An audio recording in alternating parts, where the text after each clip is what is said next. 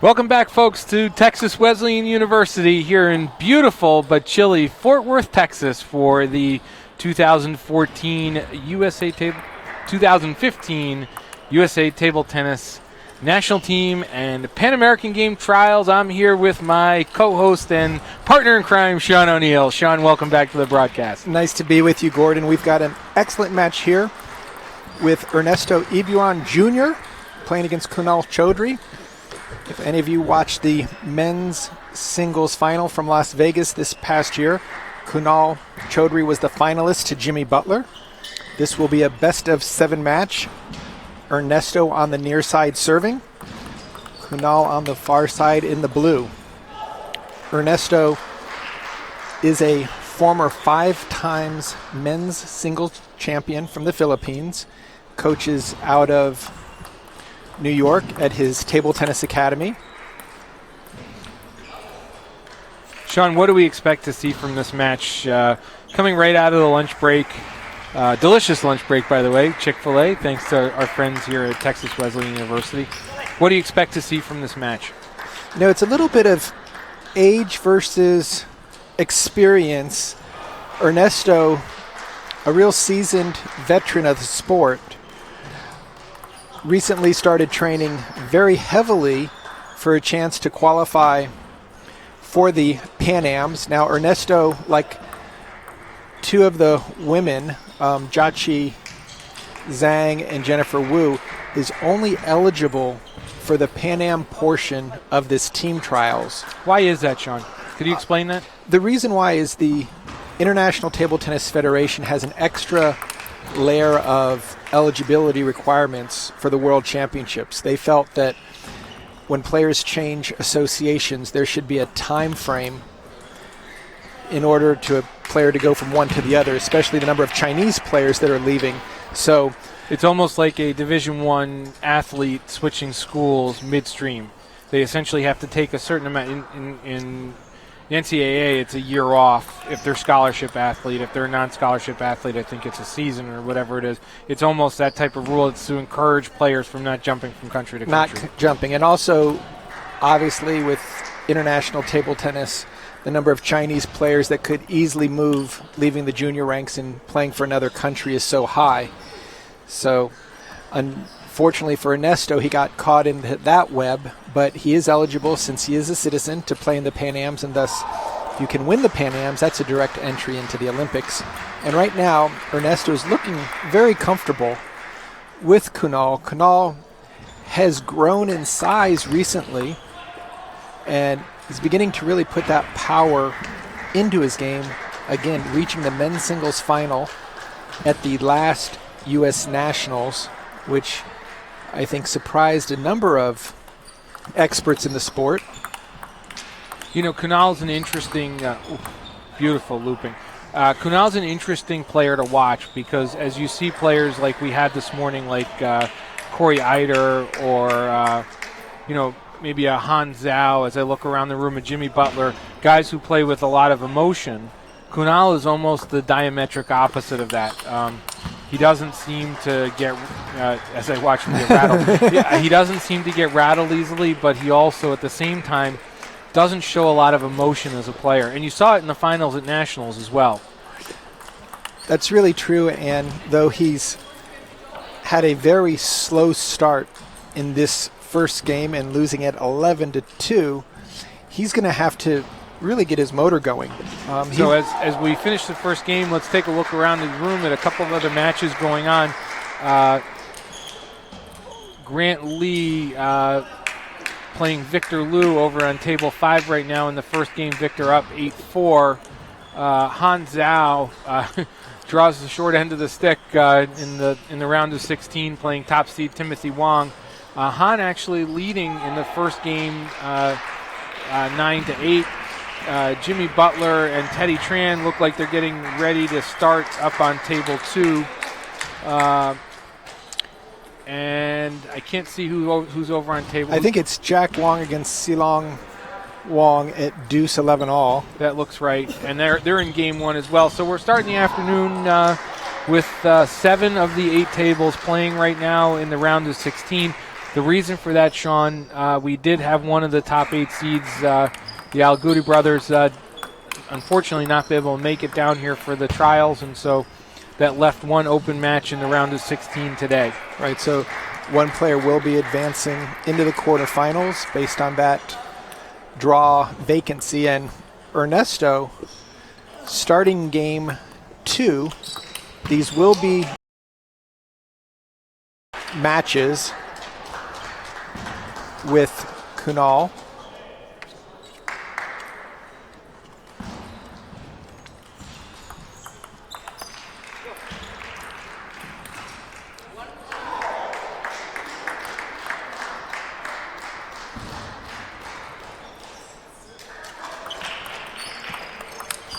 Excellent backhand block there by Ernesto. Ernesto, tons of international experience when he was representing the Philippines, playing in the SEA Games, as well as in other international competitions. Has a very tight attacking style, not a lot of loose points. Great footwork, moves around the table, keeps the ball in play. Low risk type of style. Kunal, on the other hand, is much more of a kind of a shot maker, willing to play off the pressure of his opponent. If the opponent plays hard, he keeps it on the table. If the opponent plays soft, he'll actually slow it down a little bit. Really nice hands, good off the bounce, but his feet can be his really Achilles tendon there. Interesting, Sean. Can you hear me, Sean? We missed, there was one very interesting match going on over on table 5 where Kanak actually was down an ad point to Alan Wong, who just survived the 5-game match with Mark Corderoux in the round of 32. Kanak came back, ending up taking game 1, 14-12, but he was right on the verge of dropping that first game. Interesting. So again, Ernesto really controlling the table. There's a great hustle. Chaudhry able to finish off that rally.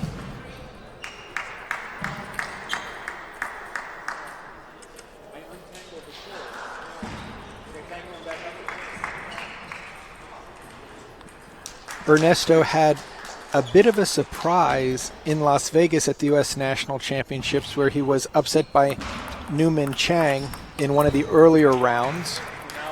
But clearly I feel that that was a great wake-up call for Ernesto, and he really stepped up his training, got some extra reps in. I believe he went back home and maybe even went to Europe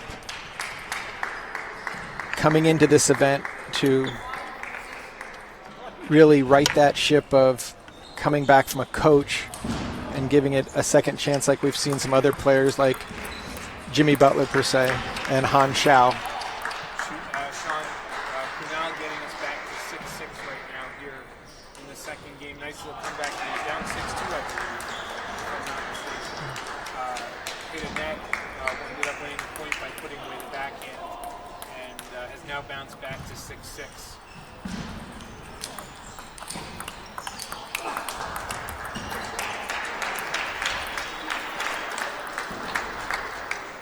Kunal looks like he's getting a little bit more comfortable right now in the environment.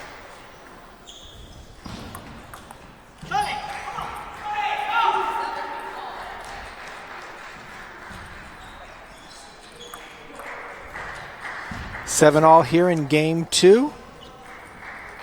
Chaudhry to serve. And again, just great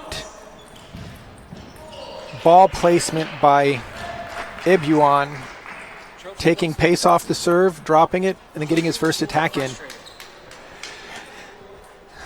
I don't know if Chaudhry has ever played against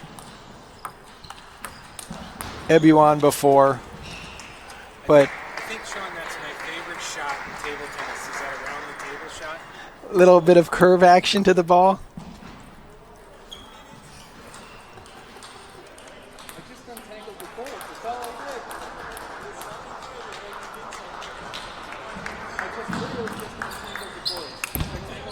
Oh, you could hear that one. Ernesto needed that point, had it on his racket, and just completely unable to put that ball away. And then a half-long serve that Chaudhry makes him pay for. No hesitation. Just ate that shot alive.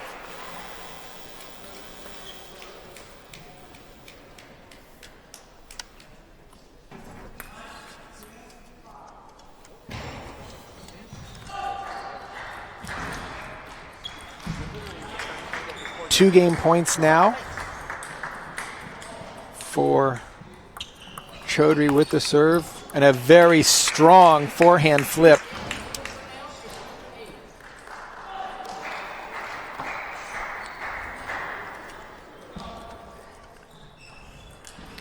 So we're at one game apiece. First game to Ebuin, and now Chaudhry evens up.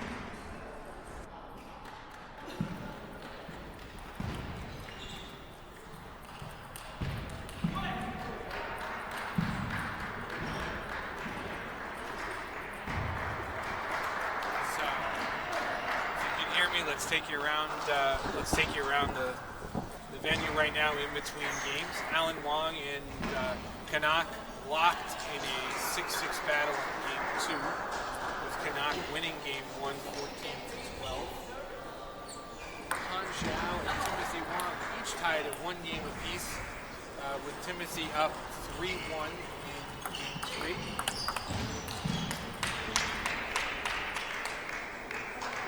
Jack Wong tied at 9-9 with Jack with a 1-0 lead. And I believe I'm blocked right now, but I believe that Jim Butler took game 1 in his match.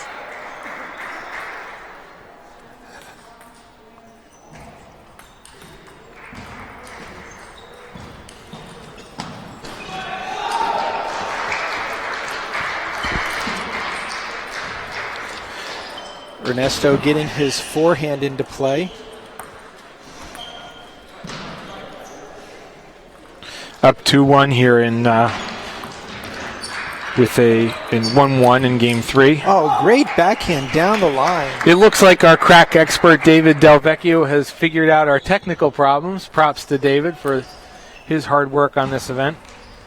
It's nice to be back here live. Yeah, it's good to hear you.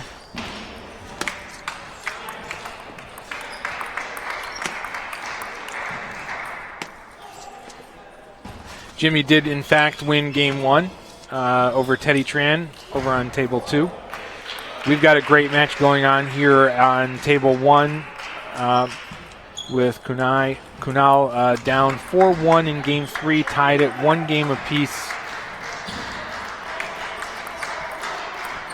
That's a really nice side spin opening backhand loop by Ebuan.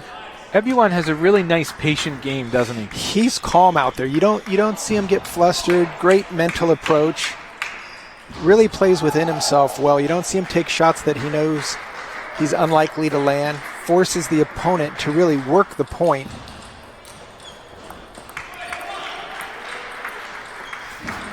Kunal, again, on that side of the table, seems to be struggling a little bit. And again, to remind everybody, this is a best-of-7 match. As opposed to the round of 32 that was a best of 5. Ernesto getting a little impatient after that last forced backhand. He knows how critical this third game is. And with the 6-2 lead right now, there again, nice control. Very smart to stay up to the table. Just very patient. Very patient. Very patient. Very strategic. Back Kunal off the table. He's earning the points. He's not just trying to bomb the opponent with one good shot. Again, it's an all-court game. Good all-around placement. Oh, that was a beautiful. He's got to work for it now. Well, Kunal didn't miss by much there, but if that had hit? That ball had hit, it was going stage would that right. have been a directed push? That would have been a side spin something. Again, for those listening on or watching court number 1, we have a live stream on court number 2 with Jimmy Butler taking on Teddy Tran. Butler leading in game number 2 after taking the first game. Nice little hidden serve there by Ibuan, now in a commanding lead in game 3. Interesting. Ebuan won game 1 11-2 with Kunal playing on that side of the table. Ebuan seems to be in somewhat control of game 3 here, with Kunal coming back, winning game 2, I believe 11-7 if I'm not mistaken. Interesting match here. Yep. That's a nice backhand loop by Chaudhry. Chaudhry likes Chaudhry likes to play off of the tempo, and I think what Ebuan's doing so well is he's taking a lot of pace off the ball and then jumping on the follow-up attacks in order to give him a chance to put a lot more pressure. Excellent counterattacks by both players. It almost looked like he caught that backhand a little bit early. He really did. That was good observation. Woo, I'm done for the day.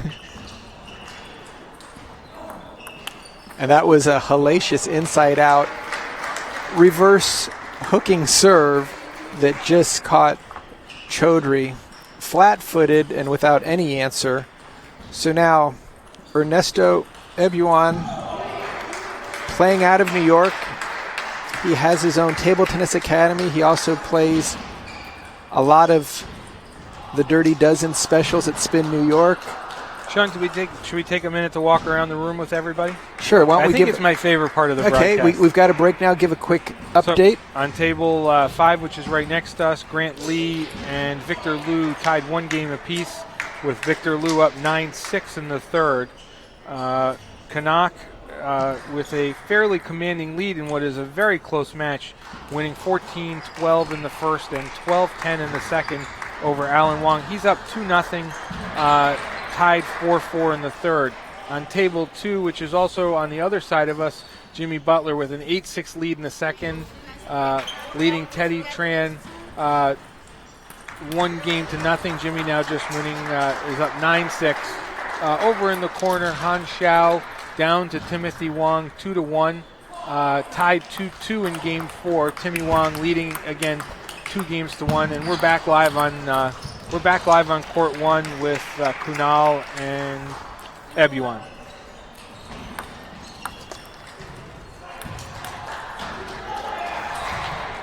I'll turn it back over to you now. So, really a must-win game for Chaudhry. Best of 7. Nice crowd here today. Yeah, definitely a lot of Texan table tennis fans. A lot of people I've never seen before. Nice new crowd here. Considering I haven't been back to Fort Worth since 1994, there are a lot of new faces in the crowd here tonight. No, seriously, there's a nice crowd here, and there's a really cool buzz around the facility. There's an intensity, but it's not what I'll call obnoxious intensity. And this is the afternoon session of the first day, Friday. So imagine what Saturday and Sunday are going to be like. Well, and if you didn't tune in this morning, the format of this tournament is terrific, with the winner from each of the 3 days advancing to the national team. So essentially what you have is 3 single elimination tournaments, both on the men's side and the women's side, with a couple of asterisks here and there because of ITTF qualification for the Pan Am versus World Team. It through our YouTube channel, so if you watch but don't listen, because then you'll have to hear me again. But great shot by Chaudhry there. Again, as you said, Gordon, it seems like each side has really played into one player's advantage. Now with the serve at 6-1.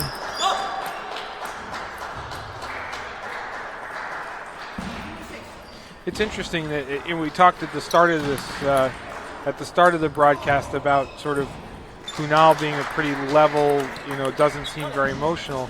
Definitely when he when he loses points, there's a you can tell. Right. Put it that way. Yeah. When he wins points, there's a pretty even keel to his game. Right. He doesn't waste any energy in the excitement department, and when he loses points, sometimes you will see him look a little bit dejected or a little bit disgusted that he missed a shot. Not really targeting the other player, but you can see the level of frustration that he knows he probably could have done. Other players, you'll see a lot of fist pumping and Right. showing, and that takes a toll on you. I mean, if you go through that, the mental energy is a fixed amount. You don't have unlimited energy, so. After 3 days, too. I mean, 3 days of that. Right. I mean, you and I are going to be exhausted after all the talking we're going to do. I'm exhausted after every single match with some of the shots we've seen. The Judy Hugh, Diane Jiang match, followed by, I mean, just 1 point after another. Kanak taking game 3, 11-7 over Alan Wong, seems to be in command of that match over there. All of the other matches in this round. Oh, nice re-loop by Chaudhry, staying up close enough to the table to take advantage of Ebuan's shorter opening. This is going to be tough for Chaudhry here. Ernesto, a little bit too smart up at the table when he gets the opponent far away. Just missing that backhand though. The net got in the way again. So look for Ernesto to not throw in the towel this game. Still only a 4-point differential. He'd like to make Chaudhry at least work for the game a little bit. Now at 9-6. Chaudhry with the serve. Sean, has has Kunal switched clubs? Because I remember him playing with a WCTTC I believe so. shirt at Nationals, now wearing the Zhujin Table Tennis Academy shirt here today at Team Trials. I wonder. I'm sure he did. And even more so, if you look at the back of Timothy Wong, you will see the same logo. And I spoke to Bruce Liu earlier today, and he said, yes, Timothy has also recently changed clubs. Speaking of Timothy, locked in a battle with Han Zhao over there. We'll talk about it in between games here a little bit more. Chaudhry up 10-7 here in the fourth game. And Ernesto with a nice forehand-backhand combination. Ernesto, Ubion, he clearly knows what he's doing. He's got a strategy going into each point. And very clearly is sort of sticking to that. Think about it like an NFL team. You often hear them, they script their first 30 plays. There's a certain directness to the way he's playing right now. And beautiful backhand flip there. You just see, and it's going to be a timeout now on Chaudhry's side. So let's talk for a second about the Timothy Wong match over there. Han Zhao drawing the #1 seed in this tournament. Han Zhao coming back in game 4 and tying it up at 2 apiece. Should be a great match over there. Winning game 4 11-6. Really interesting development over there. And speaking with Han earlier in the day, he's here having a good time, enjoying himself. Really few expectations other than just to play. Well, but he's coming off a terrific Nationals. Semifinals appearance at Nationals. Some great matches that he played. So right. The challenge for Han, though, is that he went from a full-time player, leaving the junior ranks, to being a full-time husband and a full-time worker, and he's not getting that same amount of reps that he had. So when he goes, it's kind of like icing on the cake every match he wins, and he did play exceptional with beating Yahao. So we're coming back from the timeout here with Kunal up 10-9 in the fourth.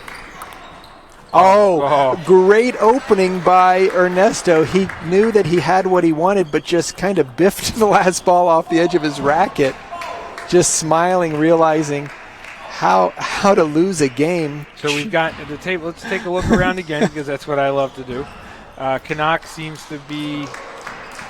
Kanak is up 3-0 in game 4, down 6-3. Sean, interestingly, he's been down in every game and come back, I know 14-12 in the first, 12-10 in the second, and 11-7 in the third. Allen pushes one into the net there, but very good match, very close, but still 3-0 Kanak over on table 3.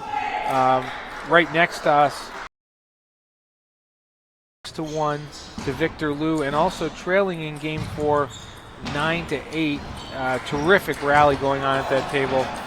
On table 2, Jimmy Butler, timeout's called. I can't see the match score. There's somebody standing in my way. Jimmy, I think, is up 2-0 if I'm not correct. Jimmy is up 2-0, but trailing 8-9. And then Han up 2-1 in the 5th, tied 2-2 with Timothy Wong. Again, up 2-1 in the 5th with Han serving. Really good backhand rally. Han won that point going up 3-1. And we're back to live action here on center court. 2-2 Ernesto and Kunal. 2-2 here in the 5th. Ernesto taking the first point. Oh, excuse me. 1-1. Point. Yep. 1-1. So, Gordon, I would expect that Ernesto ups his offensive game a little bit. When he's keeping the ball on the table, Kunal's not necessarily hurting him, but he's not getting much of an advantage there. Nice step around. Ernesto has a really solid table game. Just able to connect backhand and forehand combinations. Kunal with some heavy power here. Ernesto staying alive and able just to retrieve one more to break, do a little mini break here to go up 3-1.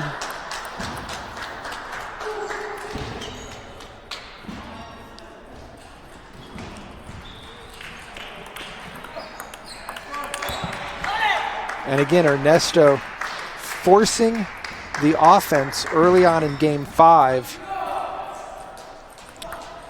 Beginning to find a little bit of rhythm. Again, Ernesto just, you watch some other players play, even at the elite level, they don't seem to have the consistency to the strategy. Ernesto seems to know what he's doing every point. It's a kind of a calmness of, what was that shot by Kunal? Terrific count. He turned on that ball that was placed right into his middle and just found the open court. But as you were saying, Gordon, that with Ebuan, there's no rushing. He's just taking his time, working the rally. And staying consistent to what he's trying to accomplish, which I think is difficult at this level. Yeah, it reminds me a little bit if you were to change sports with Federer and tennis, where just work the point. When the shot's there, take it. If you don't see it, there's no rushing. Nice look at this. Nice step around. Federer, is that guy here? No, he's not playing this week. So Kanak advances, 4-0 win over Allen Wong. Can't say that that's an unexpected result, but I think that match was closer than some people may have expected, winning the 4th game 11-8. A lot of people think Kanak has a very, very good chance of making some noise at the national level, and a lot of eyes on Kanak right now.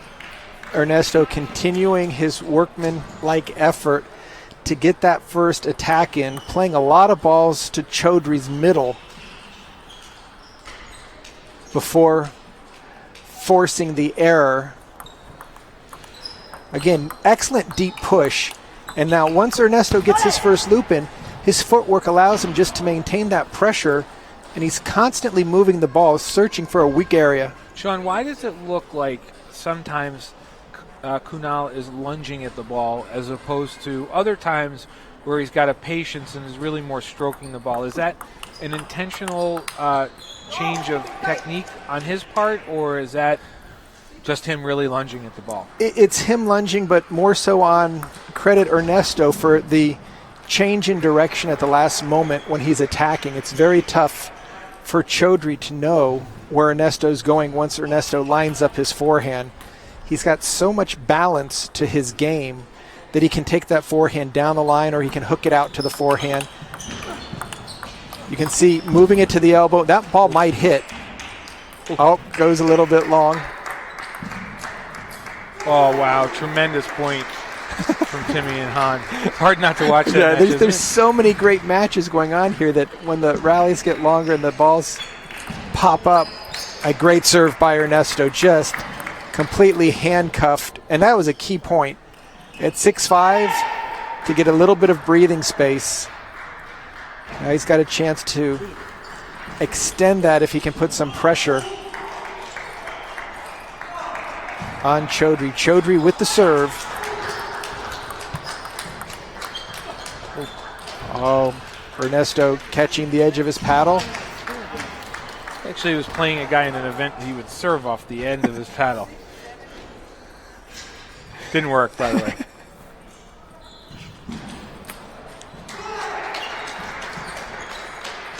In case you're wondering, Timmy Wong taking a 10-7 lead in Game 5 with Han Xiao, excuse me. And here, Ernesto taking an 8-6 lead in Game 5 on the feature court with Kunal Chaudhry. Kunal again, runner-up at the 2014 Nationals in Las Vegas.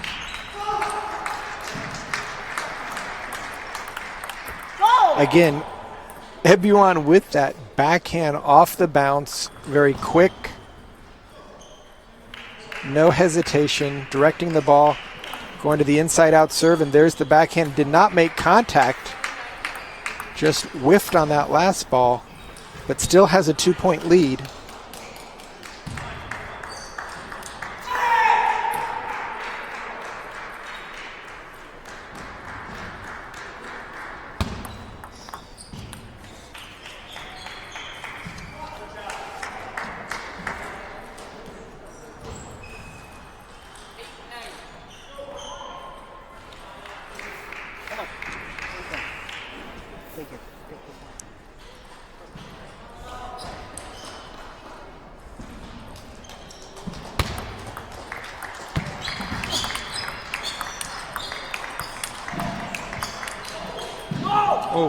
That ball looks like it, I would say it caught the edge. I thought it did too. Kunal felt it touched. The official reversed the call. So I don't think Ernesto's going to agree with it, though. That's the thing. Ernesto says he doesn't know, he's not sure.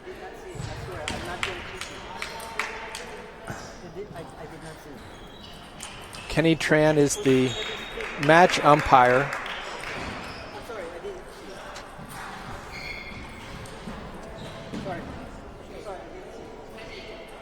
So Ernesto is getting the point and has the serve. Come on.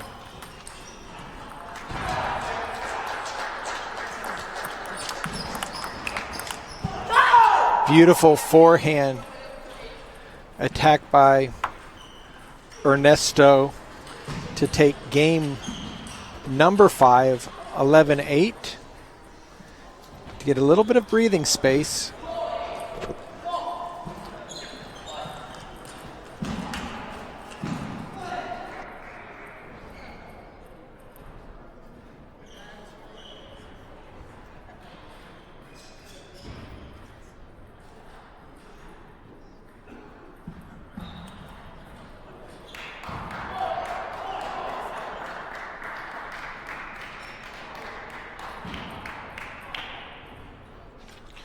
We're back here live in Fort Worth, Texas, coming to you from Texas Wesleyan University. A lot of great matches going on here. Over on table 7, Krish Avari up 8-3 in game 6 with Yahao Zhang. Krish up 3-2 in that match. Grant Lee and Victor Liu tied at 2 games apiece, with Victor with a 7-5 lead in here in Game 5. Kunal and Ernesto here live, with Ernesto with a 3-2 lead as we head into Game 6. On Court 2, Jim Butler, 10-6 in the 4th, just won the 4th game, takes a 3-1 lead over Teddy Tran coming from California. Timothy Wong and Han Xiao. Timothy with a 3-2 game lead, up 4-2 in the 6th as well. And Ernesto once again just working the point, getting back into a counter looping rally. and then gaining the upper hand with well-placed attacks. Chaudhry's going to need to play a lot more offense. There's a nice step around. Just took that ball. Chris Shavari did just go final, 11-3 win, taking a 4-2 match over Yahao Zhang out of Texas Wesleyan University. Very good match over there. Chris looked like he was very comfortable. Oh, what a great hustle by everyone. Oh, and he was able to put it back on the table. Chaudhry completely flat-footed that Ebuan was able to get one more ball back, and it was a deep push. Ebuan holding up his hands as if to say, I'm sorry, because it was such a great shot. Just superb hustle.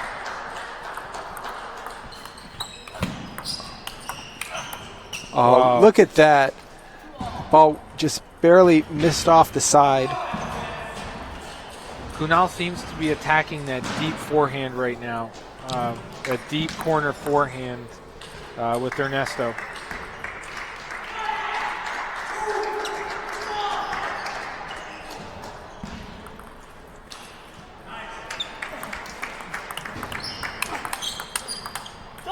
Ernesto very strong with those backhand step round forehand combinations. Again, Kunal looked a little early on that backhand, didn't he? He's having some difficulty. Clearly, I'm sure he has never played Ernesto, and Ernesto's ball, as we mentioned earlier, very balanced. It's coming back. He gets a lot of leverage. Even though he's short in stature, it puts a lot of muscle behind the ball. And it's really that balanced approach of forehand and backhand attacks that have really kind of handcuffed Kunal. There's the backhand opening and direct point. Very tough to judge the amount of spin that Ebuan's getting on that. Sometimes he's loading it up, sometimes he's just taking it quickly off the bounce, and the difference is major. Sean, with the new ball, are you seeing more players going to the carbon and away from the wood? You know, I think most players have opted to keep the same racket, but maybe try either a slightly thicker sponge. Let the ball sink in more? Yeah, let the ball sink in more. The trick is you want to have that same feel, and going to a carbon racket has a little bit of a duller type of sound and bounce to it, although the sweet spot's slightly bigger.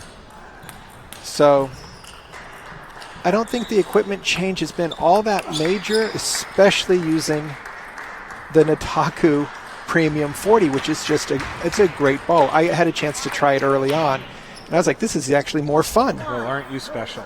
Well, if you live in Portland near Paddle Palace, you have some benefits. But yeah, these players have really appreciated using the best plastic ball out there.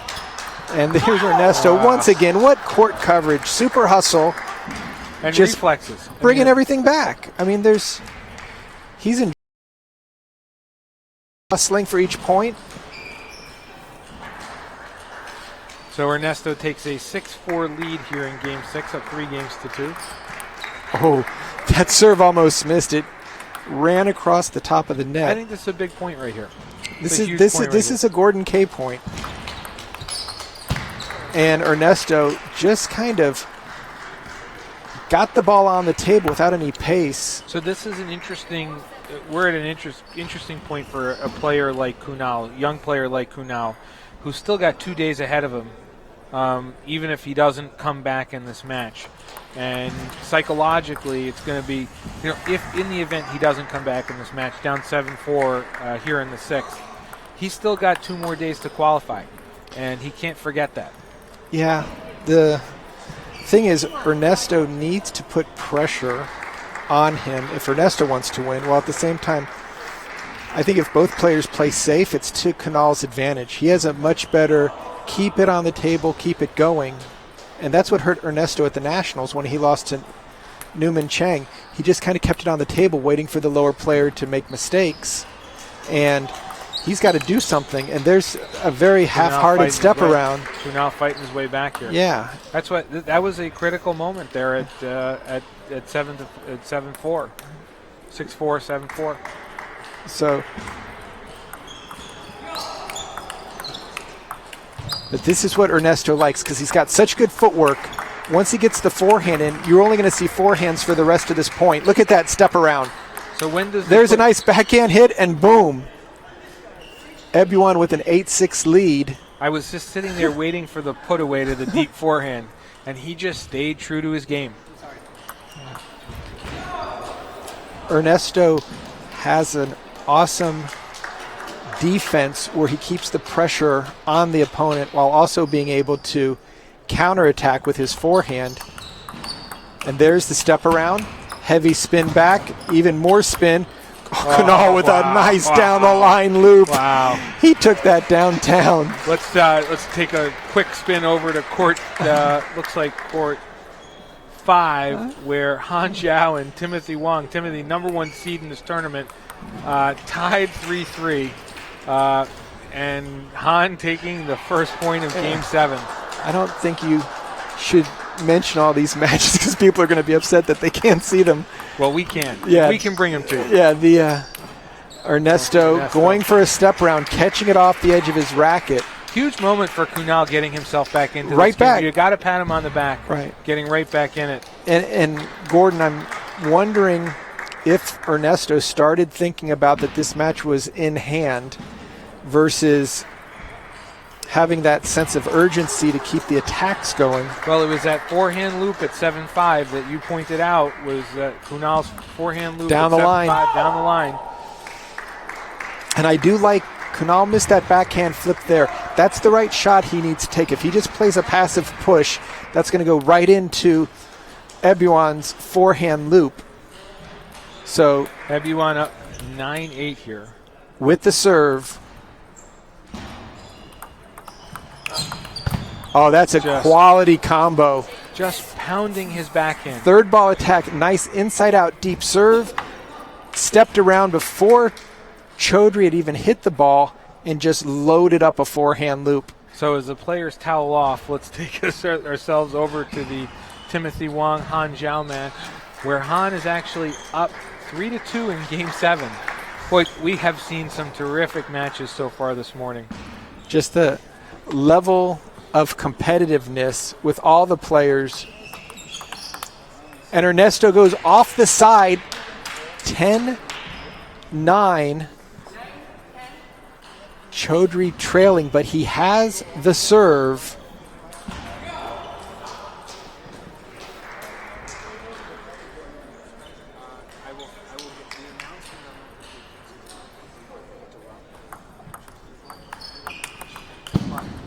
And we're going to deuce.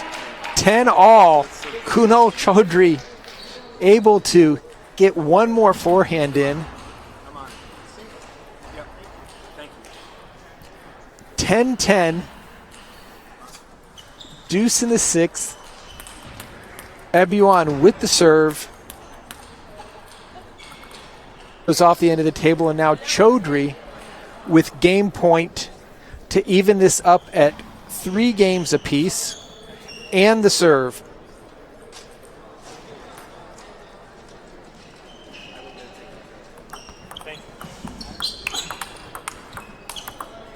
And Chaudhry takes game number 6 with a great inside-out forehand loop, keeping his chances alive after trailing 7-4. Just really going all out on the last 4 points to bring himself to 3 games apiece.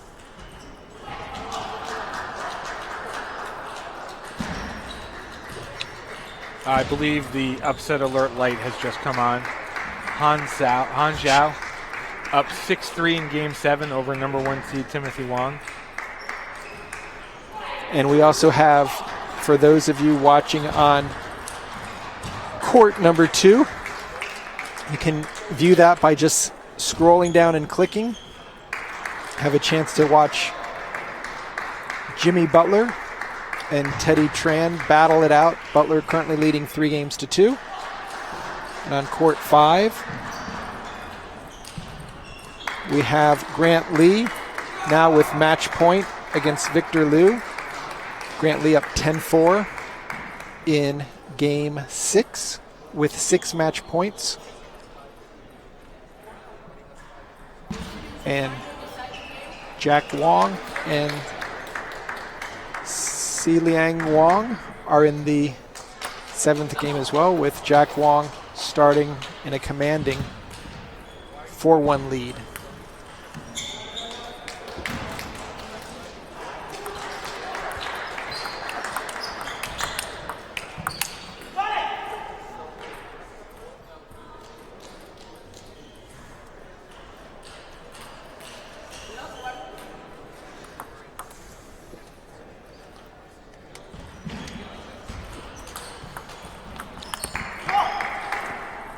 So we've got 2-0 Ernesto here in game 7.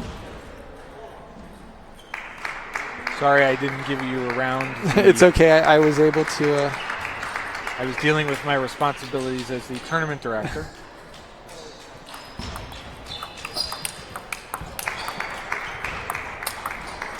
Oh, tremendous. Tremendous. So coming off a timeout in game 7 of the Timothy Wong Han Zhao match. Han up 7-4 in the 7th, Sean. Make that 8-4. 8-4. And now we have Chaudhry tying it up at 2 points apiece.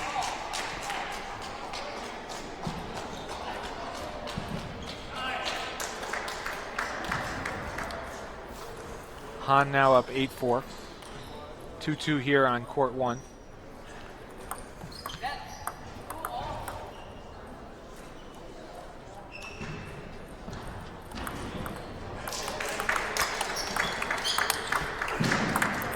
Ernesto with a very courageous step around, getting his forehand into play. He needs to be offensive minded. If he just keeps the ball on the table, that's going to be a huge benefit to Chaudhry. Little younger legs, little bigger shots. There you see everyone having difficulty getting that forehand going.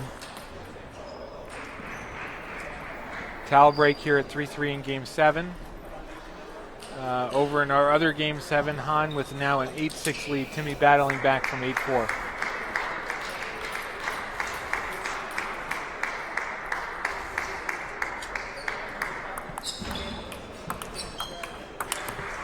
Oh, lucky break there by Ebu on that ball. Again, caught the top of the net. It almost was a lunge. Reaching for it instead of moving the feet first. Han now calling timeout after dropping a couple points to Timothy. The score is turned, but I believe it's 8-7 in game 7 of that match. Ernesto going long with the backhand loop.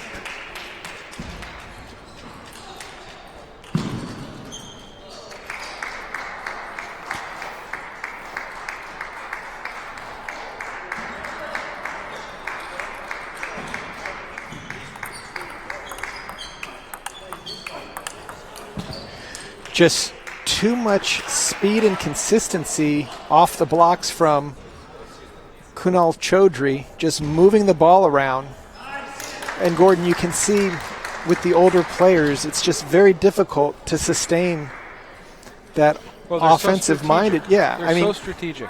The thing is, they've got to be able to run with these young guns, and Ernesto needs to get his attack in.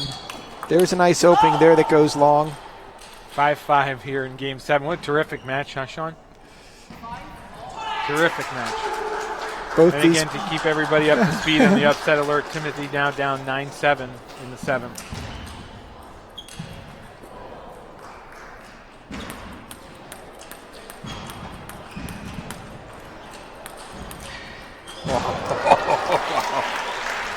I'm sorry. I'm sorry. Han and Timothy, just a monster rally Han with match point against the number 1 seed. And Kunal up 6-5 here in the 7th. Just some tremendous table tennis going on here right now.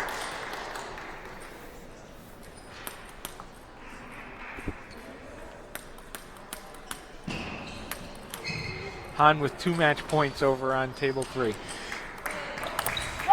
And Kunal going for his own step around. It's nice to see him with a little emotion right now. Yeah, well, if you think about it, the last matches that we had that were streamed were Kunal playing Jimmy Butler with a big lead in the 7th game, so I have a feeling he's going to take something from that match and not allow the opponent to dictate. That's it. The upset's over. Han Xiao taking down Timothy Wong. The number 1 seed in the men's side is out for day 1. And you can hear Ernesto on that last ball. Kind of a off-paced missed push by Chaudhry. Ernesto's experience tells him how big each one of these points is right here.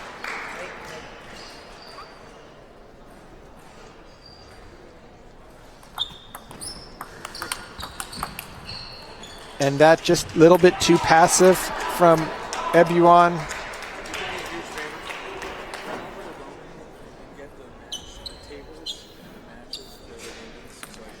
7-all. Game 7.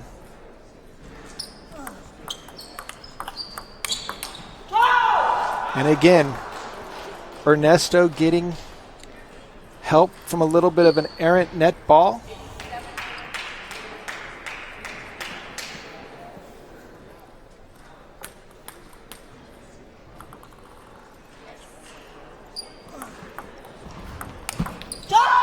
And again, just really controlling the end of the game right now.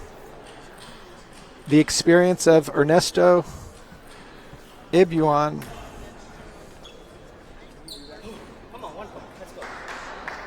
Keeping the pressure on.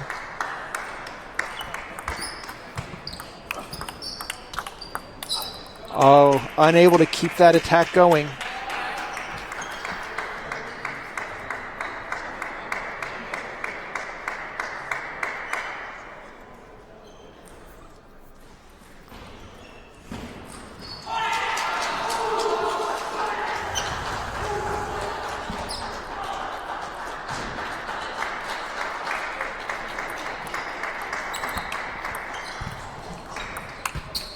Oh, a huge point that Ernesto managed to loop off the end of the table after a crazy side spin forehand block.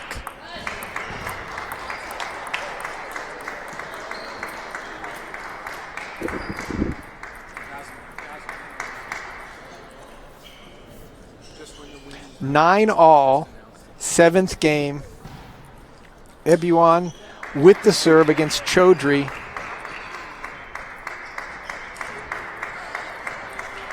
Timeout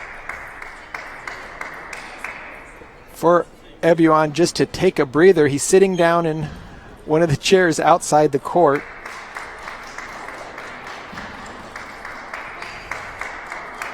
While we have another upset in the making with Jimmy Butler now trailing 4-0 in Game 7 to Teddy Tran after Butler started fairly strong going up 3-1.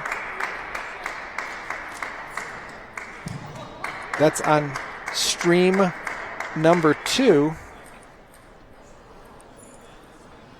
So we're 9-9 here in the 7th. Sorry, Sean, I had to step out for a moment to take care of some other responsibilities. I believe Jimmy was up 3-1, wasn't he? Yes, he was. And in control of things, had a couple of close games that he dropped. Ernesto taking the full timeout.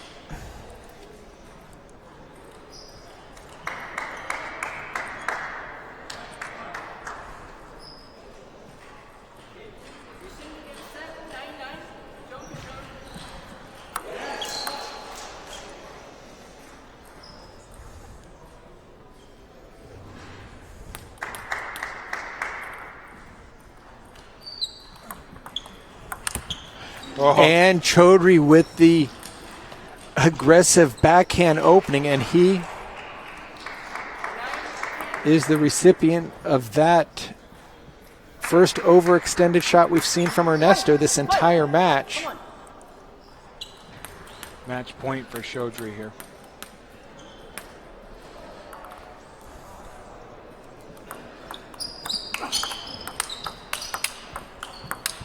Great combination by Chaudhry, able to withstand a wonderful backhand step around combination by Ernesto Ebuan. And the young star is able to advance in an 11-9 in the seventh match. Tremendous comeback. And you remember 7-4. 7-4. That step around forehand down the line. Just went for it, and what a difference an U.S. national tournament makes, going from Vegas here to Dallas-Fort Worth. And we've got a little bit of a humdinger going on here on table 2. Butler's worked his way back in on table 2. He was down, I want to say 4-0 to start this game, and now he only trails by 2. And now by 1.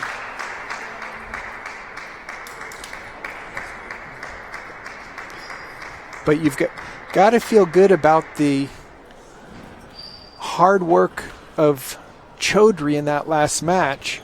Just staying right there, playing his shots. Ties it up. Jimmy ties it up. Butler's the master of the comeback. He just gets into lockdown phase and just says, I'm not going to miss whatever comes at me. And now it's 6-all. So, Sean, more surprises. Well, I'm amazed at the number of 7-game matches that we're seeing. Seems like... And by the way, this surprise was not a scorekeeper's error this time. Right. Last time we were thinking that was a major upset in the women's, and it was actually just the score hadn't been flipped yet.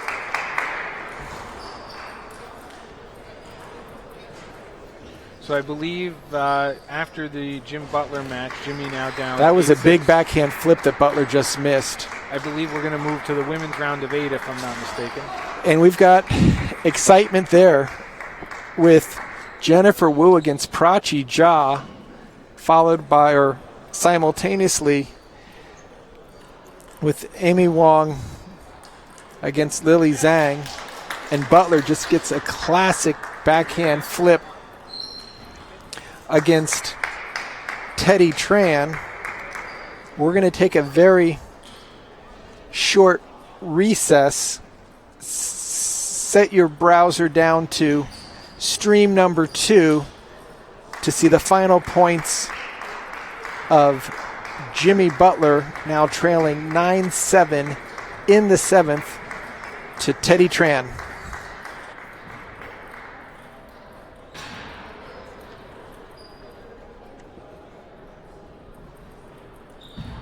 Jimmy comes back to 9-8.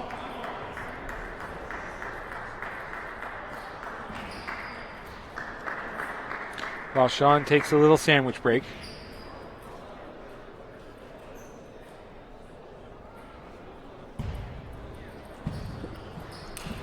Whoa, Teddy with a tremendous forehand to 10-8. He's got Jimmy Butler at match point right now.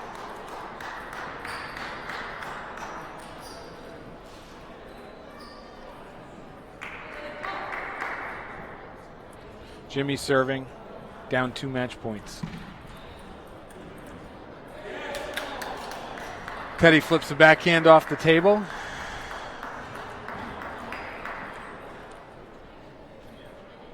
Now Jimmy serving down 9-10 in the 7th game. Jimmy was up 3-1.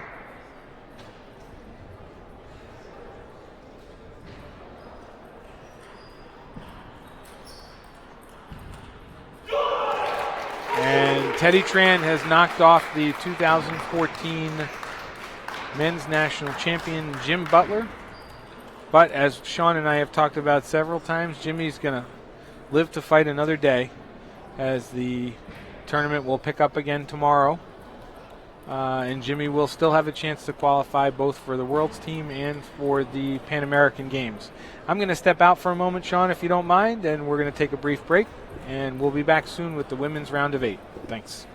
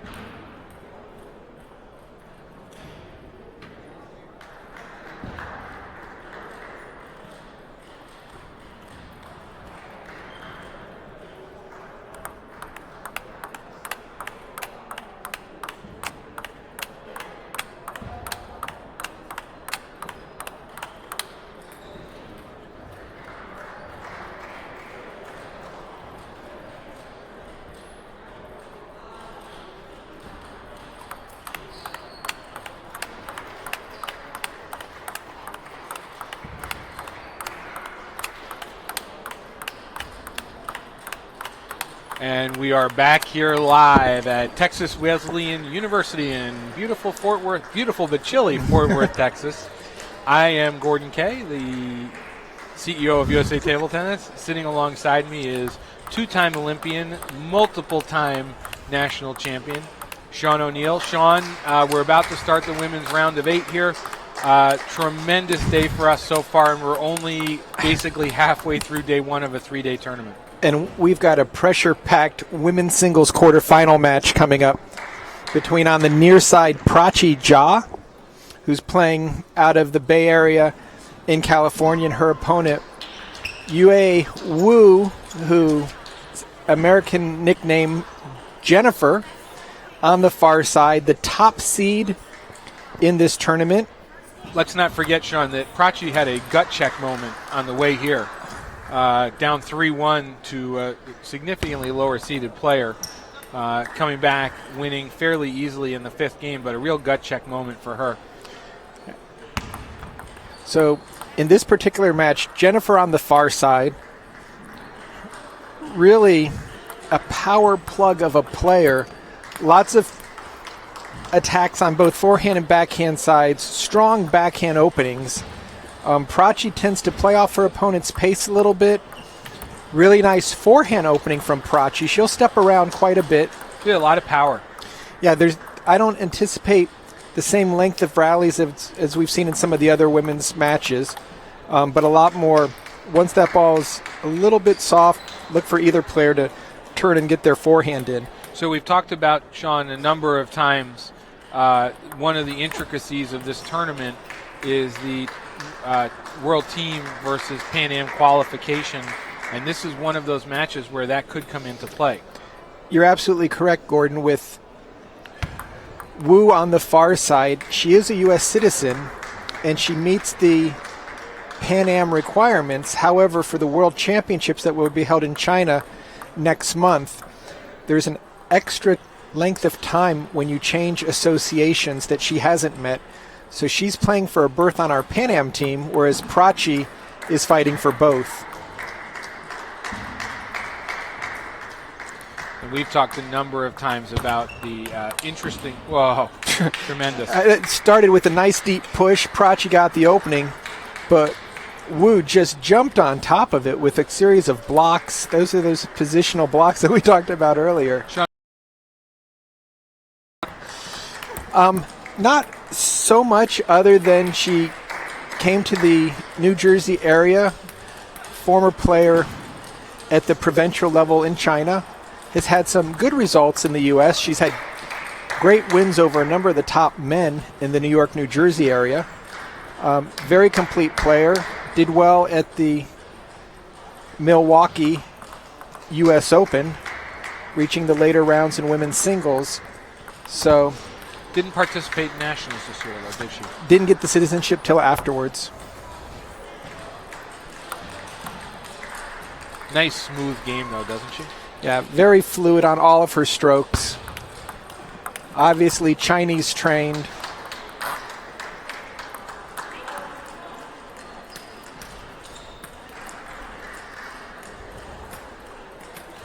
Up 8-4 here in the first game in the women's round of 8.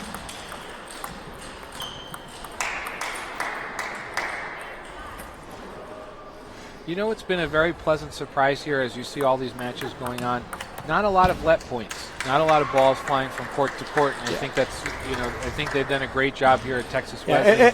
Every court professionally buried off. Just to give you a little bit of the background that we talked about, Jennifer, she has been playing for 17 years, and she's 25 years old. So if my math is correct, she's been playing since she was 6. Ba-dum-bum. Couldn't resist, sorry. And there it is. And then Jennifer comes back at game point, 10-6. And Jennifer takes game 1, 11-6. Right. Again, this is a best of 7, Sean? Best of 7. We're in the quarterfinals, and the challenge that Prachi is going to have in this match is every time she makes that strong opening, Jennifer is able to take the ball off the bounce and change the spin up a little bit, which really will shut down on Prachi's ability to keep the pace going. She's going to have to deal with the change in spin. Jennifer just so solid on both serve return, openings, defense. And by defense, I don't mean she's leaving the table. I mean that her blocks are well placed, and often she'll add pace to the ball. Prachi's going to have to figure out a way of maintaining offensive control throughout the points, because once Jennifer attacks, it's almost all over. Again, a nice crowd here on hand for the afternoon session. And tonight we'll have an evening session as well. It'll be the finals. Finals of day one. Exactly. Sean, as a former player, do you like this format? Do you think this format, what type of player does this format favor? This favors the best player, because the best players win championships, and we have 3 championships this weekend. You're not going to win 7 matches and coast in the old round-robin format. You have to actually earn your spot. And if you lose in the first or second match, you don't expend so much energy going back into tournament number 2 or tournament number 3. So I know the best players really like it, can play 4 or 5 matches and be done with the tournament. It's easier on the body, but a little bit tougher on the mental side. Oh, look at that heavy push by Jennifer. Just dug the heck out of that ball right into the elbow of Prachi. And there's an inside-out serve and combo that went long. At what point does Prachi start asserting herself a little bit more? It almost looks like she's playing reactive as opposed to proactive. If you looked at her first round match, where she got into a little bit of trouble was reacting. When she came back from that 3-1 deficit, she did so by really going after it and attacking. Yeah, I think she had some difficulty, Gordon, with Jennifer's blocks, because Jennifer was still putting a bit of spin on them. And so maybe kind of taking it down a notch on her openings, but then she's got to worry about Jennifer on the near side just turning the corner and getting that lethal forehand in. That's the 3rd time we've seen Prachi come back with that, on the point before that, that fast, deep serve that caught Jennifer off guard. 3-3 here in the second game, Jennifer winning the first game. And just as I had said, we haven't had a lot of let balls. What do we have? Exactly. And there are some other matches going on for the qualifiers. Yeah, because of the a few players not making it due to the weather, there are qualifiers into the men's draw. There'll be 2 qualifiers for Saturday and additional 2 for Sunday to fill the empty slots. And Jennifer just so quick off the bounce. That would be a counter loop, correct? That was not a directed push? Yeah, she counter looped that off the bounce, not really giving the ball a chance to breathe at all. And there, boom, you just see that. I mean, just no hesitation. The ball is barely at net height. Smooth block. Just right down the line, off the bounce. Prachi did a nice job of attacking that loop. And see that's what Prachi's had to deal with, is that she has a good opening loop, but a good opening loop, same thing. She opened up, Jennifer took that ball down the line. So Jennifer is seeing all the open channels, really letting Prachi do the heavy lifting and then just closing the door with very strong off the bounce. There again, just serve it right when it bounces.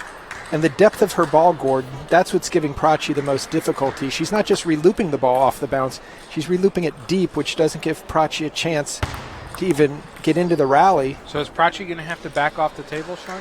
She's going to have to create some more space between her and the ball. Otherwise, she's going to be playing it with like mini backswings. She's going to be just jammed. She looks a little frustrated right now. I would be frustrated if I was facing Jennifer at this point. She's just in a nice rhythm, playing at her own tempo, which is about 5 miles an hour faster. And there's the forehand short push that she was going for. See if she comes back with that fast, deep serve to the backhand. Nope. Heavy spin there. Oh, that ball was just, I mean, you just saw her whip that ball up. I mean, that was so heavy. You know, it's interesting sitting here watching You know I come from a hockey background, Sean, and one of the more incredible things to do is to watch the flex of a hockey stick. When you saw Jennifer loop that ball, you could almost see her paddle flex. Right. Now you're sitting there nodding, so you know what I mean. Yeah, no, she torqued that up, and now at 10-5, 5 game points. And once again, Jennifer with a great block off the bounce on the forehand. Well, it's almost like Prachi's power that she was getting away with in her previous match, just can't get it by. Right, and somewhat being used against her. I mean, you can see Prachi right now getting advice from her coach, Barney Reed Jr., and Prachi's like, what do I do? So, as I've been authorized to do in between games, let's take a look around the women's round of 8. Lily Zhang, the number 3 seed in today's event, up 1-0 in game 2, and also leading the match by 1 game. Lily and Amy Wong are playing on court 2. On court 4, the number 2 seed, Jiaqi Zhang, up 2-0 over Judy Hu, and she is leading 3-1 in the 3rd game. And it looks like on court 3, Tina Lin down 2-1 to Isabel Chu, and down 8-2 in the 4th game.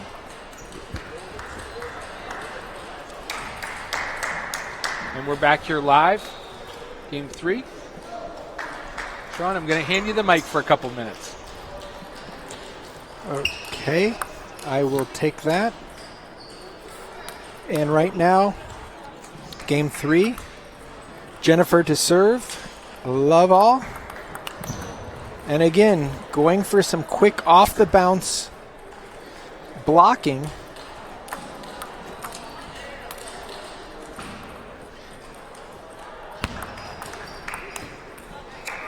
That ball just floated off the side of the table. Prachi evening it up at 1 apiece.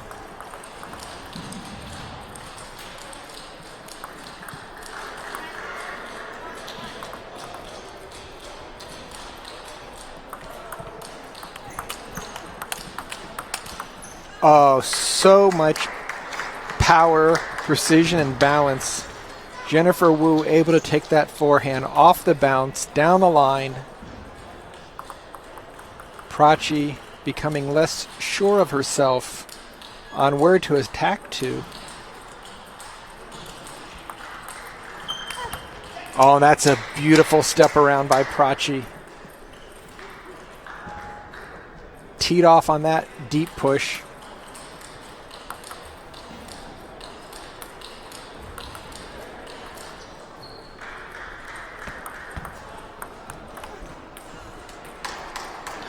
Again, Jennifer Wu with such a solid table game.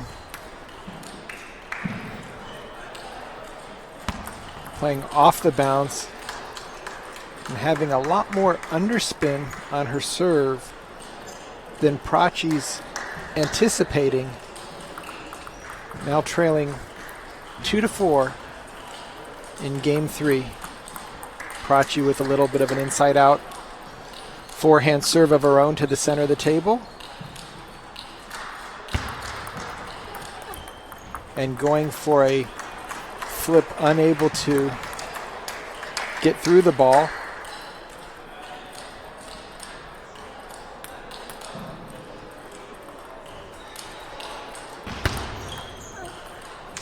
Jennifer Wu with a very, very short serve.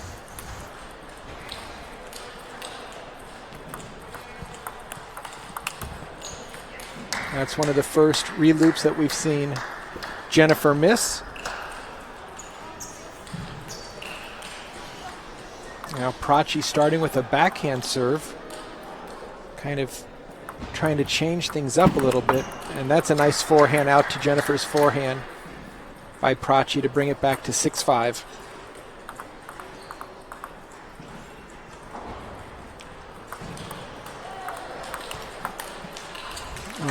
Prachi just unable to get her feet moving, just swinging at that ball.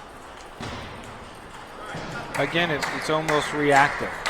Yeah, I mean, that was just, her hands moved a ton, but the feet were still planted from the previous shot, unable to make any type of footwork adjustment.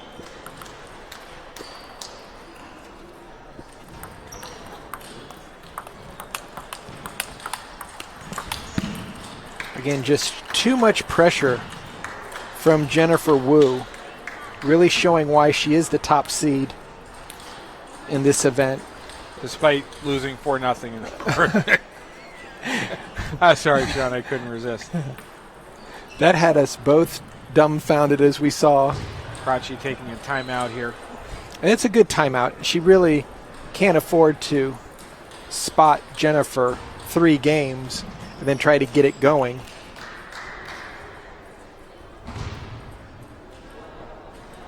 But so far, Jennifer Wu has had all the answers in this match. Just interesting, after all the close matches, Sean, in the round of 16, you look around the room right now and nothing's really that close.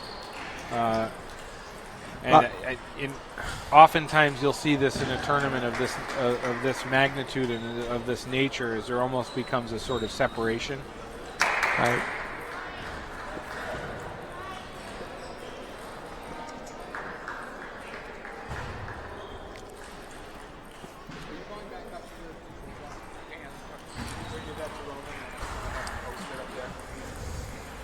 All right, we're back from the timeout.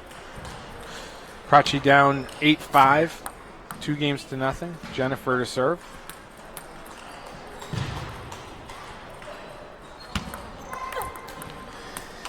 And again, Jennifer having almost one more gear that she can go to. And she almost got that forehand smash back. Prachi getting to 6-9. Oh, beautiful forehand nice flip. Wide flip out to the forehand. That was not a directed push. That was a finishing shot off of a serve. And now Jennifer Wu, 4 game points. And she only needs 1 to take it off the bounce. A beautiful block off that forehand loop right back to the forehand side. Really set up that winning shot, didn't it? Yeah. Her counterattack, Jennifer's counterattacks off the bounce on her forehand side, her ability to take it down the line or wide to the forehand. I mean, no hesitation either. Just almost workmanlike. Yeah, right? It's on that last point there, on the 11th point there, when she blocked that ball, it almost looked like she was saying, "Is that what you got?" Hey, little, for maybe our older, it's little Karl Malone just making the delivery, just balls there, take it, finish the point. No ands, ifs, or buts. Here comes my loop. I'm taking it down the line whether you like it or not. Hebrew National, no ifs, ands, or buts. That's their marketing slogan. So we're sitting here getting a little punchy in between games 3 and 4. It's only been game 1 or day one. Sean, what are you looking forward to this afternoon from the men's side? We've had a good look at the field now.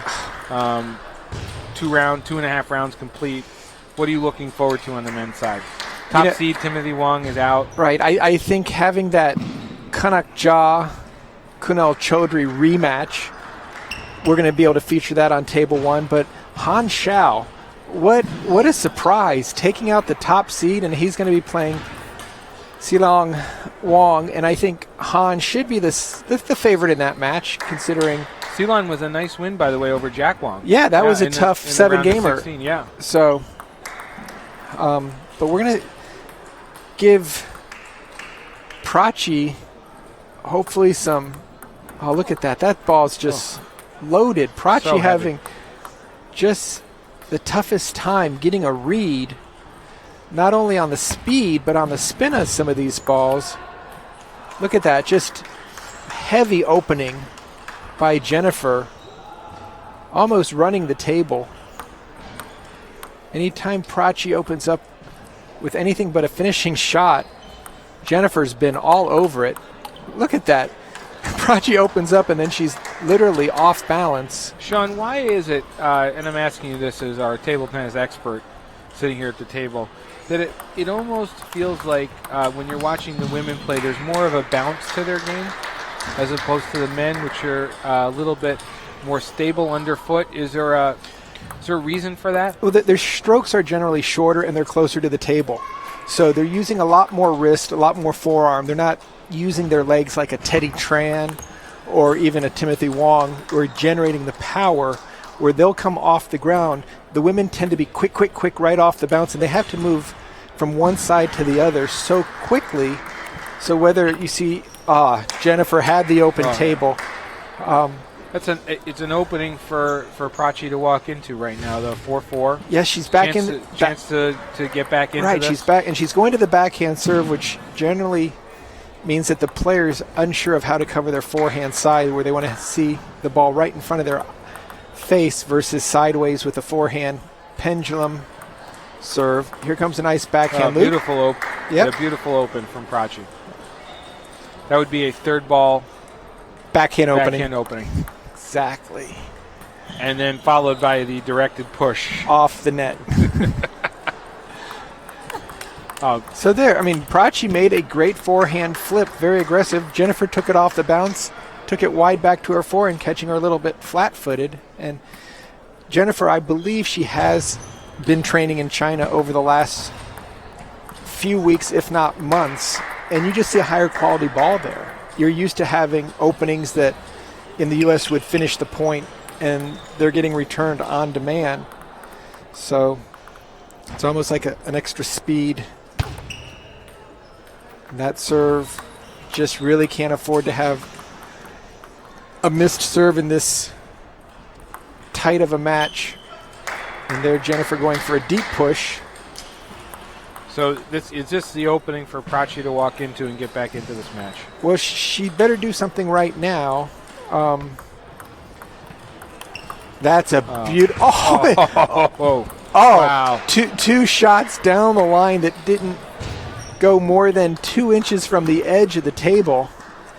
So Prachi now with a little bit of breathing space, but trying to flip a short ball without stepping fully in.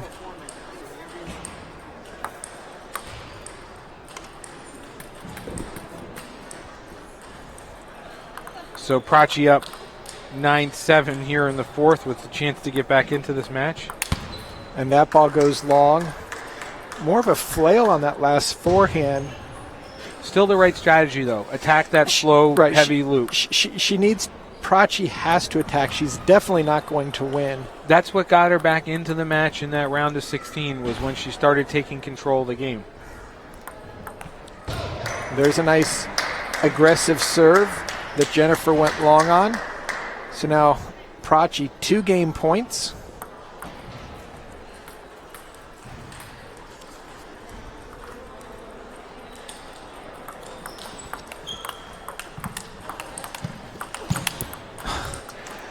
And again, Jennifer Wu just too consistent,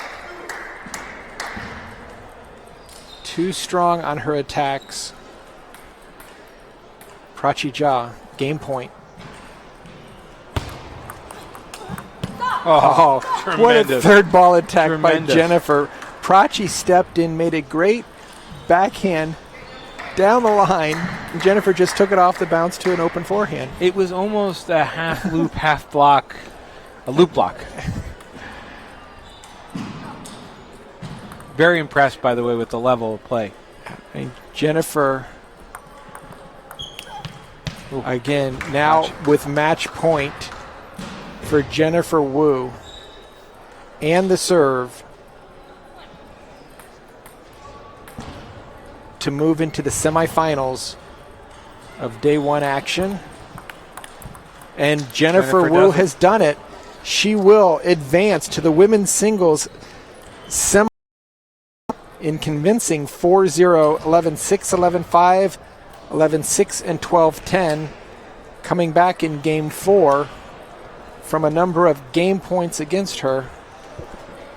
So now Prachi goes back, regroups, realizes there's 2 more days and a lot of opportunity ahead of her.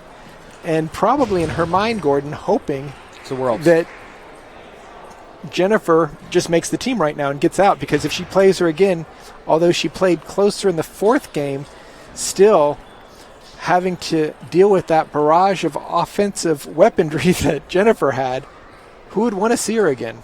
So we've had Jennifer win 4-0, Jachi 4-0. On table 2, Lily is fairly Leading. comfortable 3-0 lead with an 8-6 in the fourth. And Isabel Chu advancing Over Tina? Oh, I don't know. Isabel Chu, I believe, advanced. Okay. It was 4-2, but again, the scorekeeper was a little bit. He turned it around, and again, interesting in this round of 8 that the matches are not quite as close as we saw. A lot of 4-3 matches or a lot of 3-2 matches and 4-3 matches leading up to this point. I think, Gordon, it shows where the top 4 seeds are. If the women's team is made up of the top 4 seeds. Well, you had the 4 seed losing early. Yeah, with Crystal. Crystal being knocked out. And if Isabel did win her match against Tina, then Isabel has taken out 2 stronger players with both Crystal and Tina and deserves to be in that. It wasn't just a one-match upset.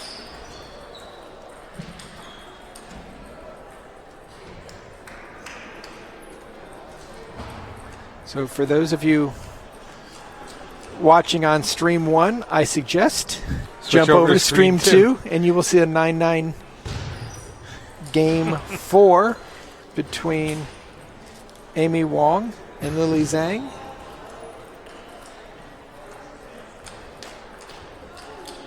And so Lily does not have as much bounce to her game. Is that because of the power that she has, Sean?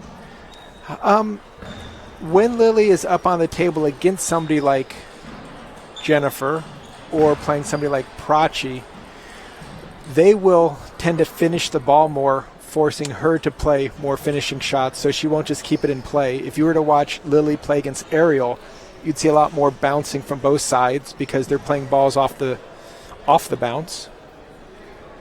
So, Sean, we just need to confirm the Isabel win. But Lily Zhang has gone on to a 4-0 win over Amy Wong. And that will be a great match with Lily against Jennifer in the top semifinal. So, Sean, let's. You want to take a minute to look forward to the women, or you want to move on to the men, because we've got the men's. Let's go with the men. The men's round of 8, and let's take a look at some of the matchups here, which are really interesting. On table 2, Han Zhao coming off what could be described as probably the biggest upset of the tournament so far. On the boys' side? On both sides. I mean, he's knocking off the number 1.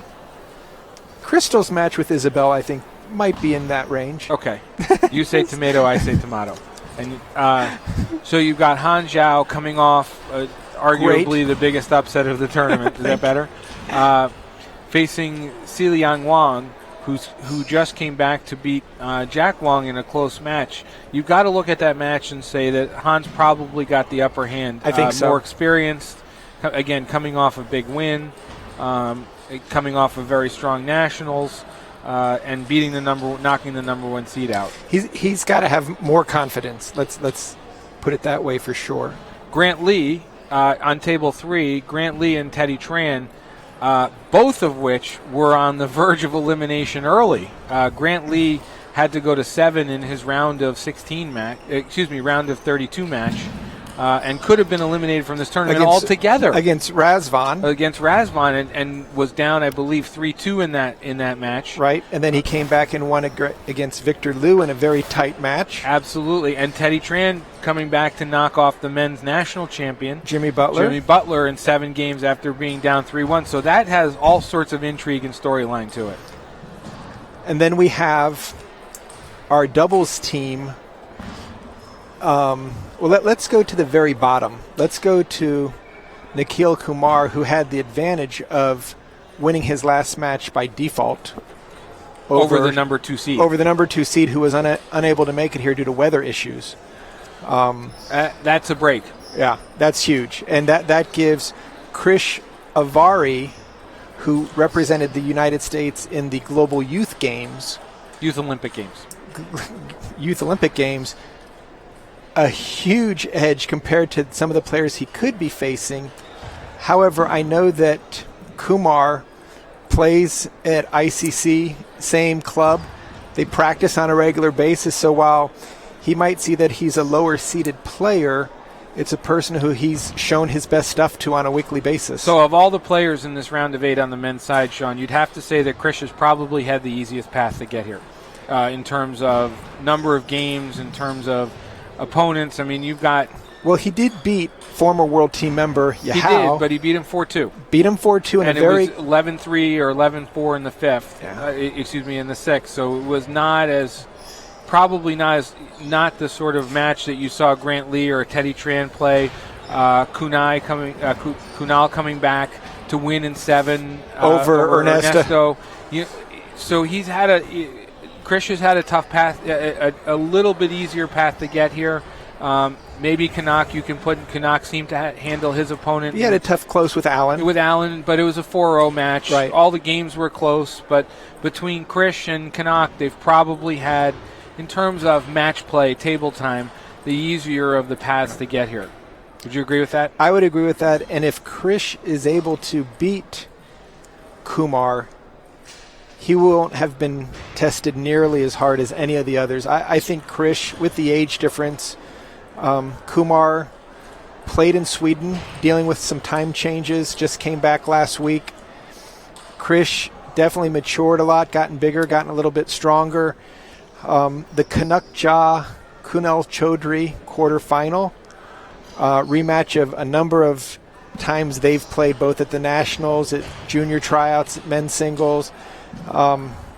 Boy, that's going to be a tough one. I think that I'm going to have to give Kanak a slight edge, but just think back to the Chaudhary Ebuan match. Down 4-7. Battled back. 3-2. Kept his mind there, didn't. That may be the point of the tournament so far for him. For him, that was that set down 7-4, that forehand down the line. So if you're now, if you're a qualifier player, somebody like Grant Lee, who's sitting there, now that the number 1 seed is out, right? Now, are you saying that the door might be open today? Today may be my chance. Today is the day for the qualifiers. Today is my chance to really get in and everyone on the top half of the draw came through the qualifying. Yeah. All the seeds in their pathway have dropped down from Jimmy Butler to Timothy. By the way, we talked about upsets. It's great to see Crystal right back out on the court getting ready for tomorrow. Yeah, that's one thing. The smart and experienced players in this format, although they might have lost early, they're getting out, getting used to the conditions, working with their coaches. Yep. It's really great to see that, because that's how you rebound. You get back on the horse and start riding again, right? And although we have a break in the action on the center courts, 4 of the other courts are all being used by players who won't be playing more today but tomorrow, whereas the players you got Han, who's he's practicing a little bit of serve return with one of the players. But there's this next round of men's singles should be simply outstanding. Let's take a brief pause here. We'll be back with live action shortly from Texas Wesleyan University here in Fort Worth, Texas.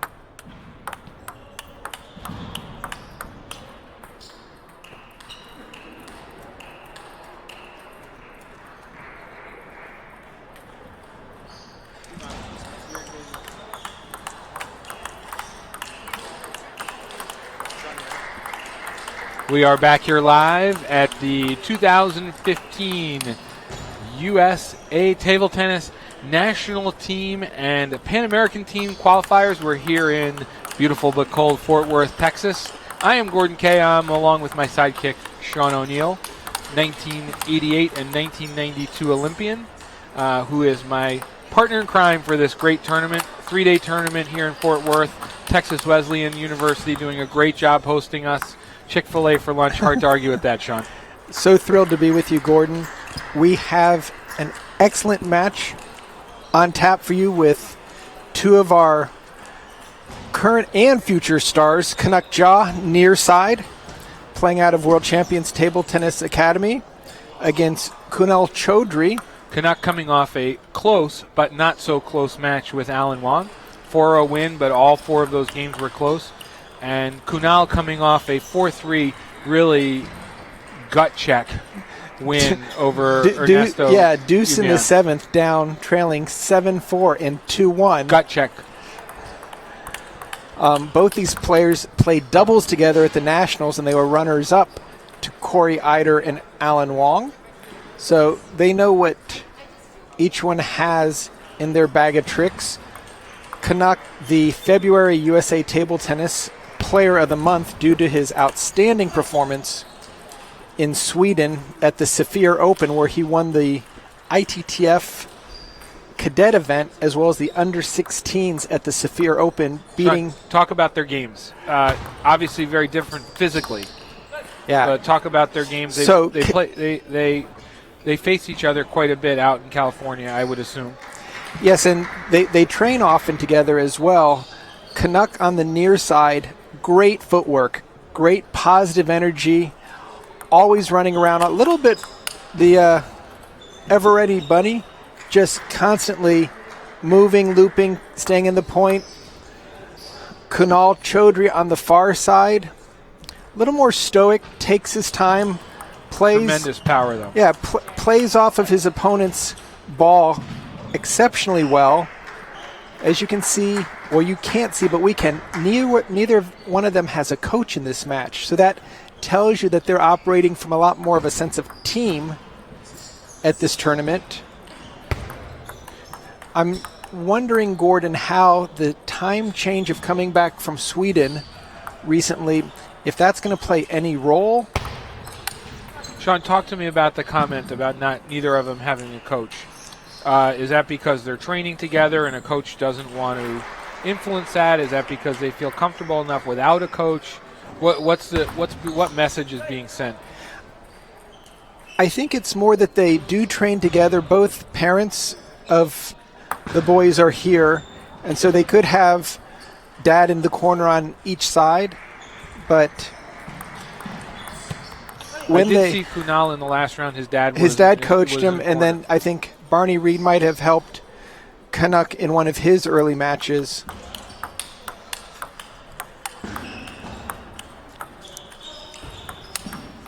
Kunal setting up a beautiful forehand kill, down 8-2 in this first game. And this doesn't surprise me, Gordon, that Kanak is coming out of the blocks fast. That's in line with his mindset. He likes to start strong.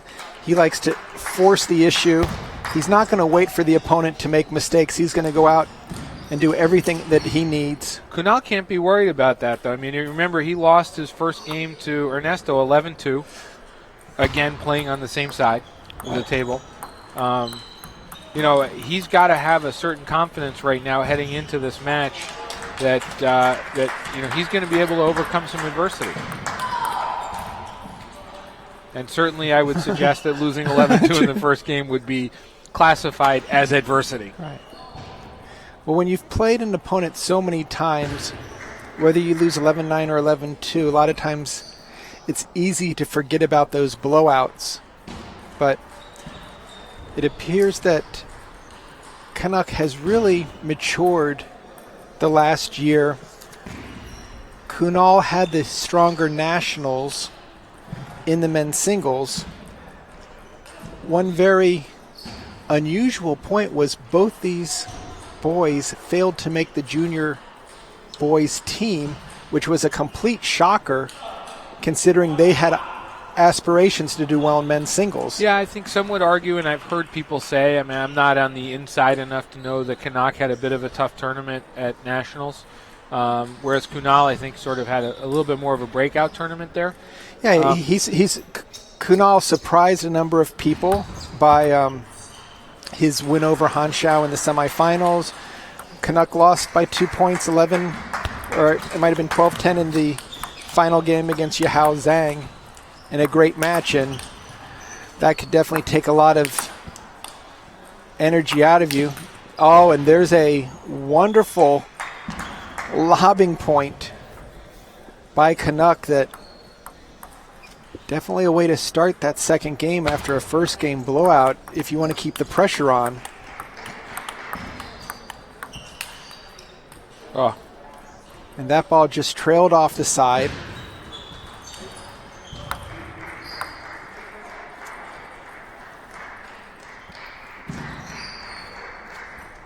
So Kanak off to a quick 2-0 lead here in this game. Nice placement on that serve by Chaudhry, really drilling it into Jaw's elbow area.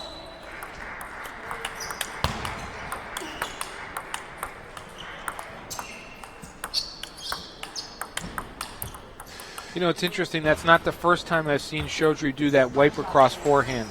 Yeah, he likes the inside-out fade.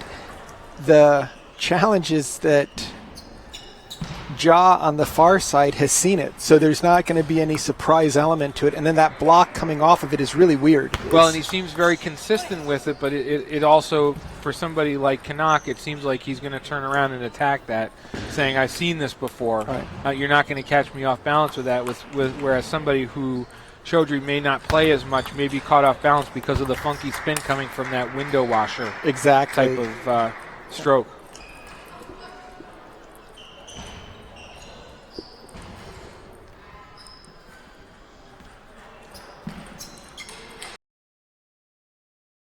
With the 1-0 game lead, playing pretty well right now. You've got to like his focus and his approach right now.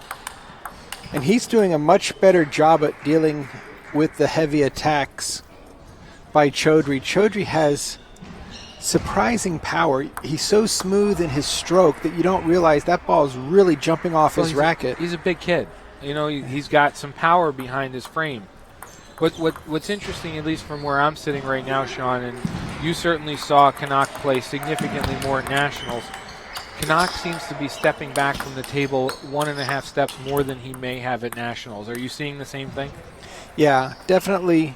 Chaudhry's giving up the table, and Jha on the far side is aware of that. On that last point, he actually took a step in after he pushed the opponent off, and that just forces, when you leave the table, you've got to have more court coverage, and it's going to be that much easier to counterattack from the far side. So, Sean, we're seeing Kanak with a very strong backhand, like we've seen from a number of players.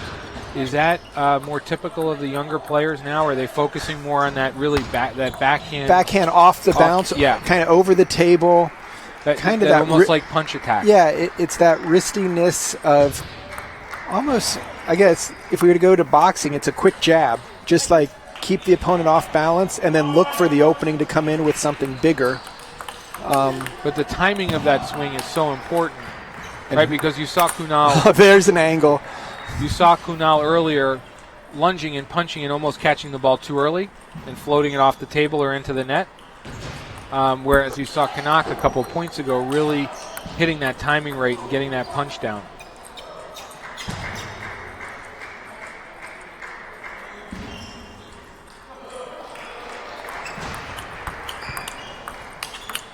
Whoa, that was a heavy inside out. Jha raising his hand saying sorry, but that was one heck of a shot. And I don't know if they're saying that it might have been a double hit or what was the issue. I don't even know if they're aware that double hits are legal.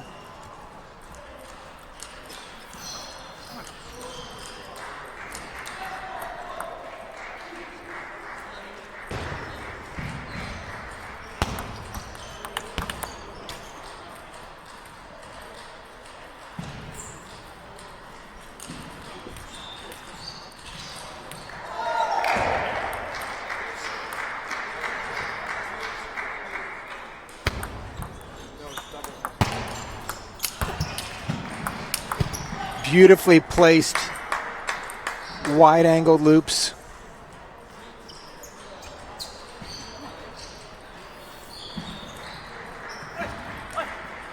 Kanak just not letting up here. No, just completely. Seems very focused right now, too. It's nice to see him this morning, though, having a little bit of fun during his warm-up, before his warm-up, smiling. Walking around the facility, talking to people.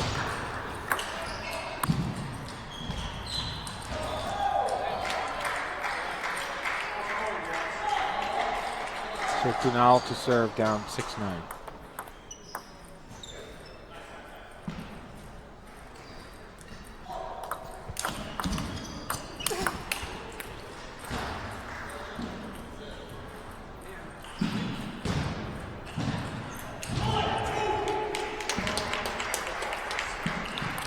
Game point for Kanak here in game 3, up 10-6. Nice backhand. Really solid. Just pure power. But again, it wasn't that full backhand stroke, Sean. It was more of a punch stroke. Yeah, abbreviated, off the bounce.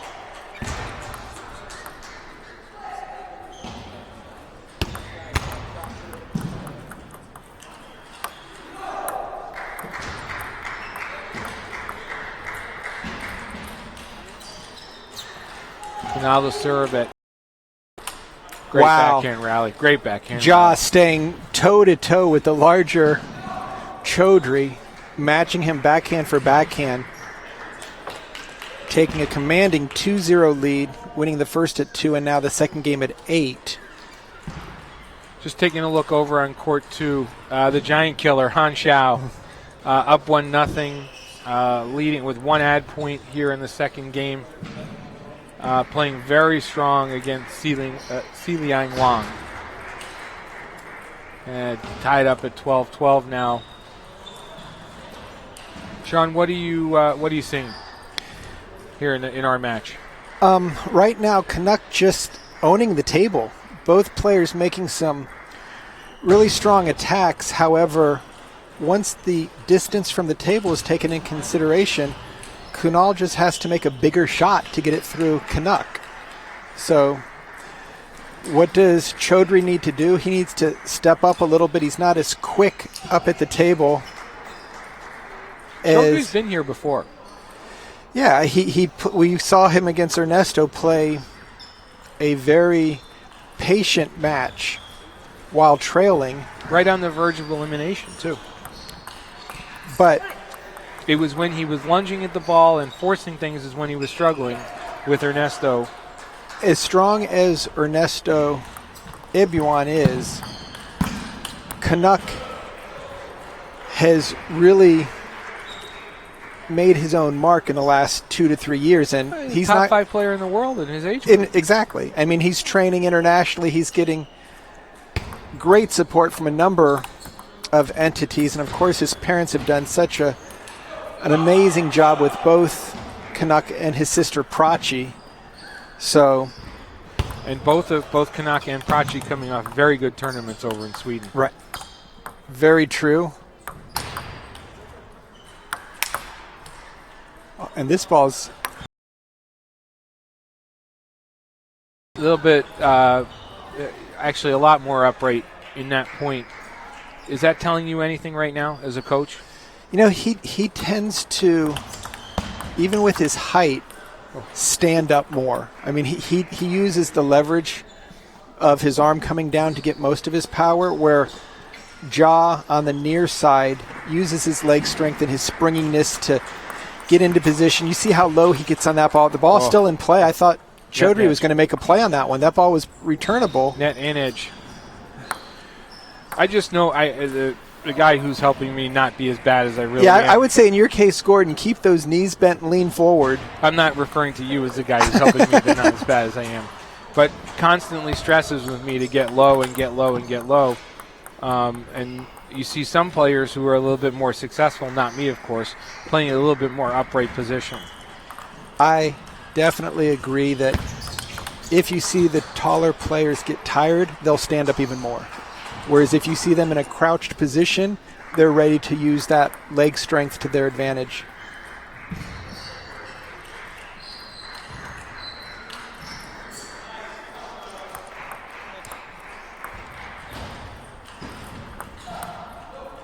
So Kanak with a 6-2 lead here in game 3, 2-0 game lead. Chaudhry to serve.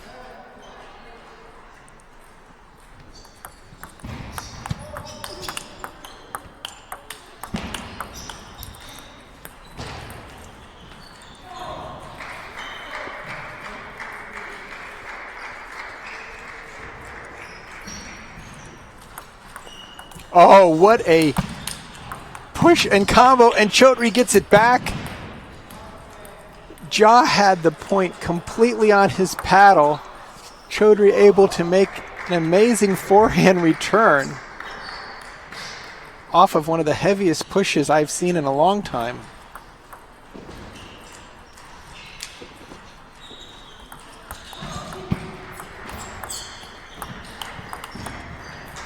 Very nice counterattack. We just received confirmation that Isabel Chu did in fact beat Tina Lin in that women's round of 8 and has advanced to the quarterfinals against Jiaqi Zhang. Quarterfinals, make that semifinals. Semifinals against Final Jiaqi four. Zhang. Beating Crystal in the opening round, coming back and beating Tina Lin, another very strong East Coast player. Right, Tina's been on our international teams. Wow.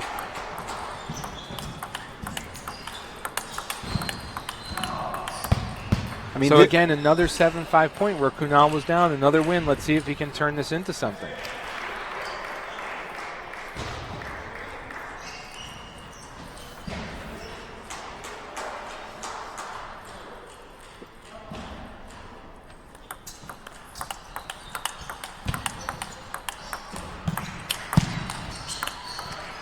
That's a nice, well-placed angle. Here we go. 7-5 seems to be his point.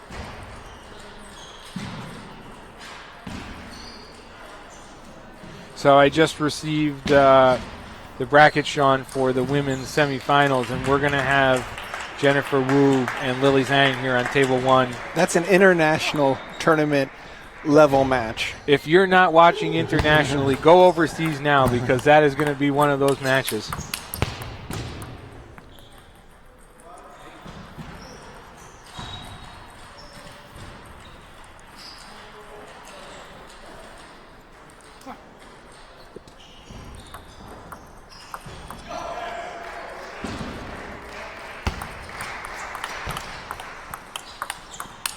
Oh, that's a awesome step around by Chaudhry.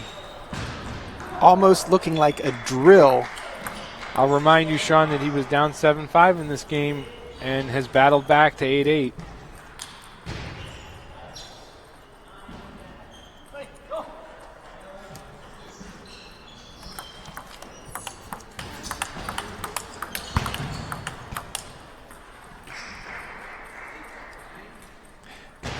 Gordon, I just really love the inner confidence that Kanak Ja plays with. Doesn't get too excited. He used to be a lot more of a chower when he'd win a point jumping up and down. Now you see different level of confidence. Oh, and he went for a forehand chop there. 9-all.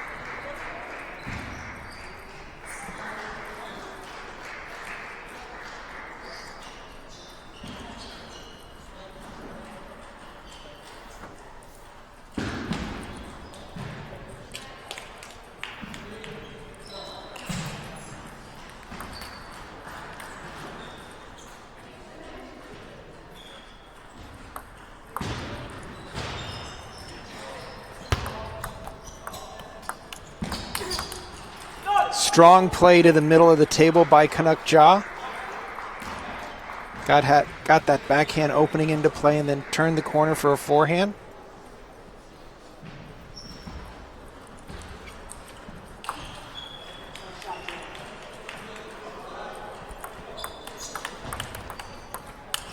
Oh, Gordon, that's the second time I've seen Kunal Chaudhary turn the corner and just rip the ball down the line. The amount of spin and speed on that ball.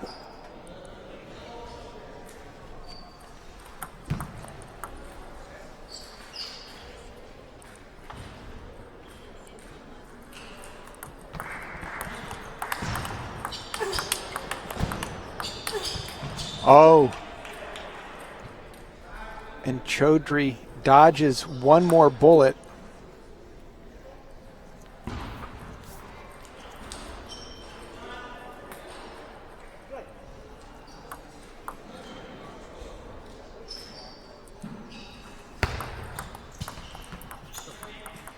So Chaudhary takes game number 3. Here we go. We got a match. 12-10 with a series of very aggressive.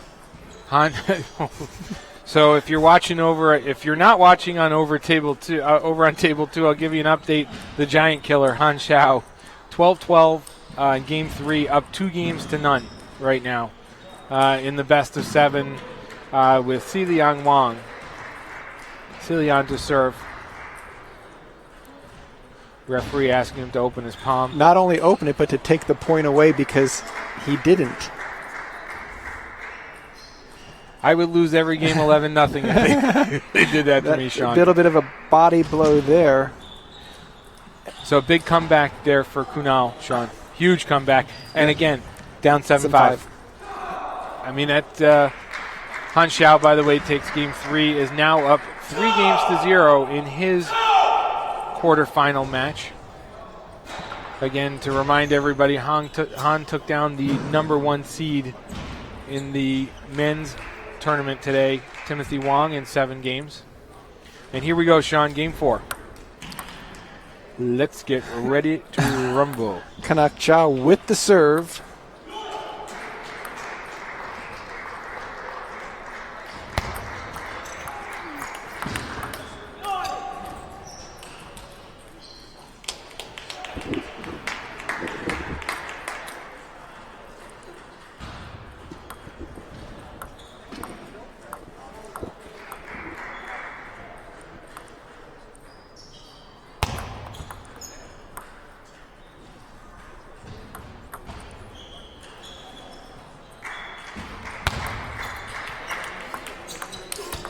Oh, lucky break there. That ball just caught the top of the net on Kanak Jaw's step around.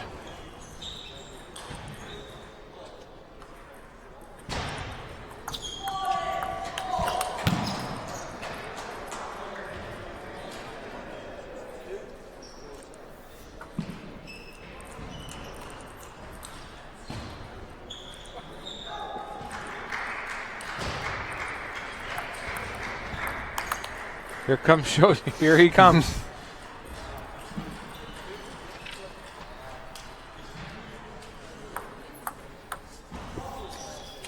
Two here in the 4th game with Kanak up 2-1 serving. Kunal going for the winner, just missing the table.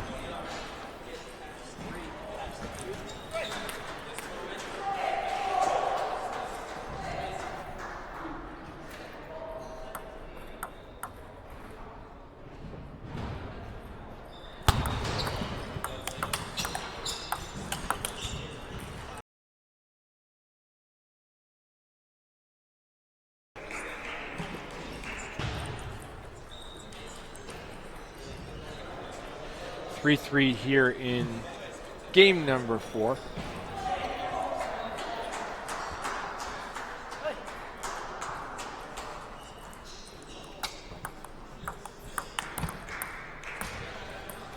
Well, don't look now, but here comes Kunal Chaudhary.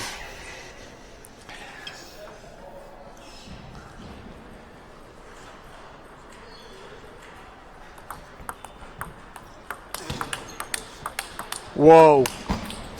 Over hit on that last ball. It just went long, but what a strong backhand sticking block. It appears right now when they get into the backhand-to-backhand exchanges that Chaudhary just has a lot more firepower.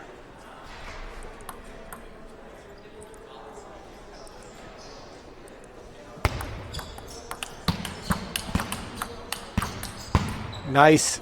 Still a very patient game from Kanak. Yeah, Kanak's taking his time. He's getting his loops in. He's not afraid of the counterattack, but there's just so much more on the ball when Chaudhry lays into it. He uses his frame well, though. And again, it seems to me, I'm not a coach, it seems to me when he stays down and stays in the game. And look at right there. Exactly what you said, Gordon. On that one backhand that he put some extra pressure on it, he actually got into more of a basketball guard position before unleashing it versus just going for the lifting. And it seems that he doesn't punch as much when he's in that position. When he can spin it versus punch it, it gives him a lot more clearance. That ball was short. He needed to step a little bit more to the right to get to the side of the ball.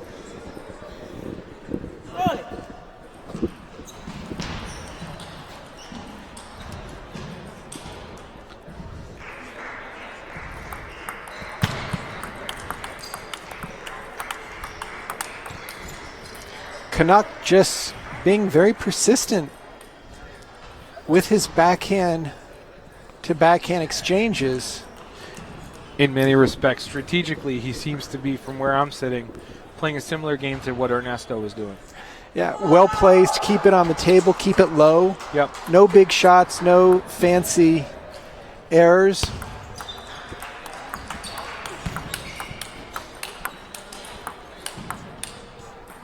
Beautiful. Beautiful point.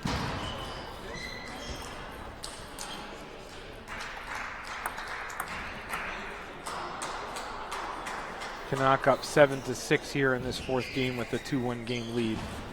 If you're just tuning in, we're coming to you live from Texas Wesleyan University here in Fort Worth, Texas. This is the 2015 USA Table Tennis National Team and Pan Am Team Trials. Some tremendous table tennis we're seeing here. You're watching Kanak Ja, I believe, ranked number 5 in the world in his age group. Absolutely. And Kunal Chaudhry, the runner-up at the 2014 Men's National Championship, losing to Jimmy Butler in a very close match. So 7 games. So and again, if you're just tuning in, the giant killer Han Zhao, knocking off the number 1 seed Timothy Wang in the last round, 4-3. Han on table 2 is up 3-1, just dropping game 4, 11-8 to Silian Wang. But let's get back to the action here on table 1. So right now, Chaudhry with the serve, and we've been seeing this backhand-to-backhand exchange pattern exist throughout the match. Really, it feels like Kanak Ja, when he gets that step around in, it's a lot safer. When Kunal Chaudhry is going for the forehand, he's trying to put a little bit more power behind it, a little bit more of that fading inside out. Sean, you said it in his match with Ernesto.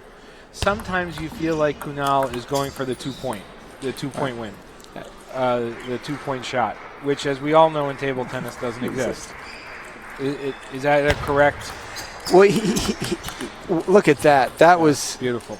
He plays off the opponent's power extremely well. His weaknesses is his footwork. He doesn't move as quickly as some of the other players, and when he's off balance, he likes to be a shot maker.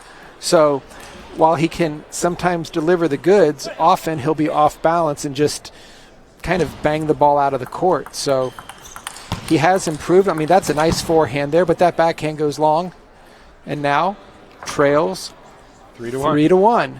And here we go again. And with Kanak Ja, he's not going to overplay. He's ready to play another 5 games if they needed to. So that's the problem in this particular matchup, where when Chaudhry was playing against Ibuan, you could see that Ernesto was a little bit tighter, a little bit kind of, hey, I want to win right now. Completely different with Kanak Ja. Except you go back. Remember, Ibuan almost let him back in. Got very conservative. Remember when I said that at this point he can't be going safe. He's got to put the pedal down, because at that point it's going to force Chaudhry to make even bigger shots. And I'm not going to say. And Chaudhry made those shots, by the way. You've got to give a lot of credit to Kunal for the way he battled back in that match. He took the game. It wasn't given to him. looking forward as we look over to a couple of players warming up to that women's semifinal match. The two players warming up on courts 5 and 6 right now, Lily Zhang and Jennifer Wu. Boy, that's going to be a doozy, isn't it? Well, we've been really had treats go our way here with Kanak Jha now getting on the scoreboard, leading 3-1, being able to taste a little bit of a chance to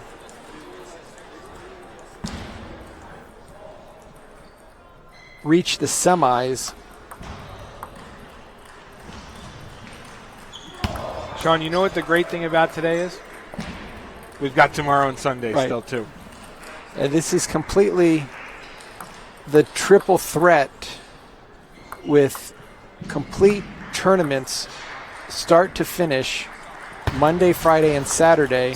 All players, look at that shot by Chaudhry.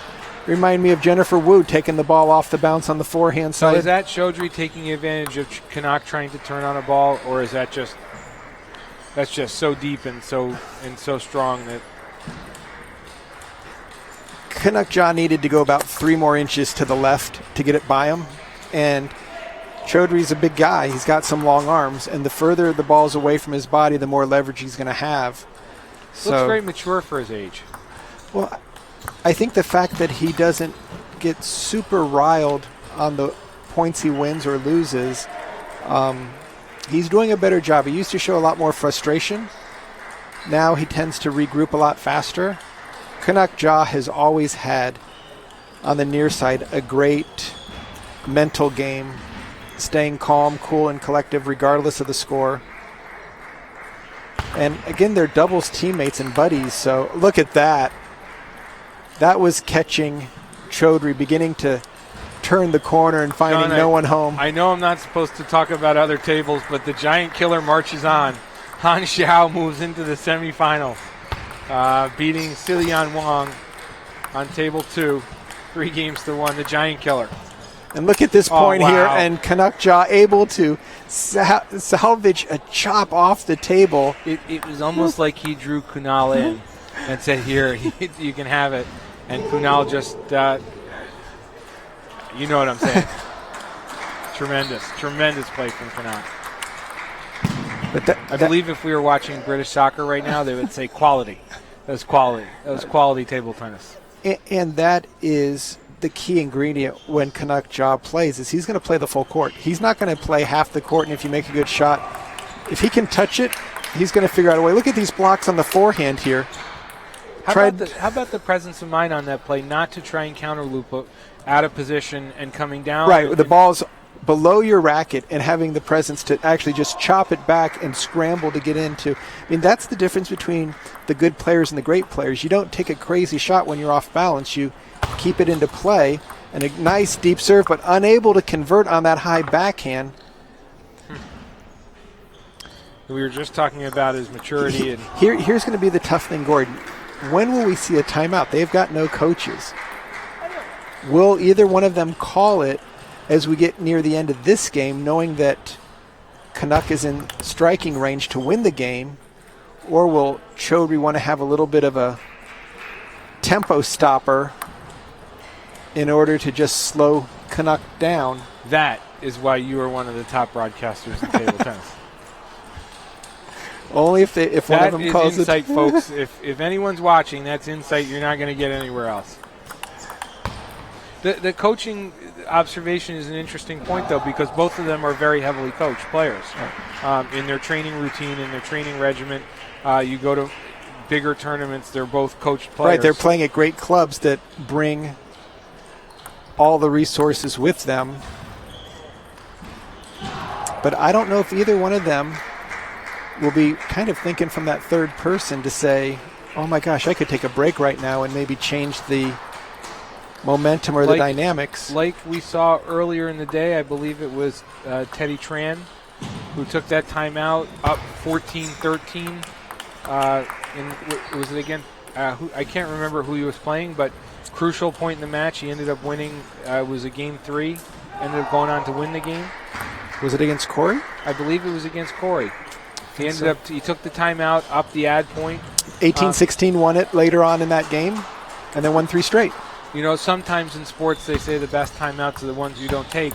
Other times there are opportunities like what Teddy did to keep the momentum, change the momentum, give Corey an opportunity to think about the shot that he had just missed, dwell on that a little bit, almost like calling a timeout before a kicker goes for an extra point or a field goal. Point. Yeah.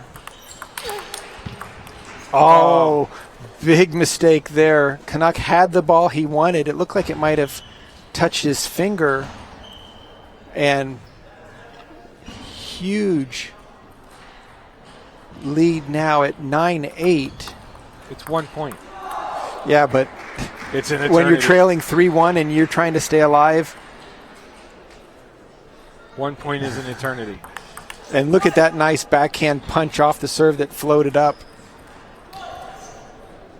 So now 9-all. Kanak Ja with the serve. And Kanak mentioning to himself, just calm it down, take your time.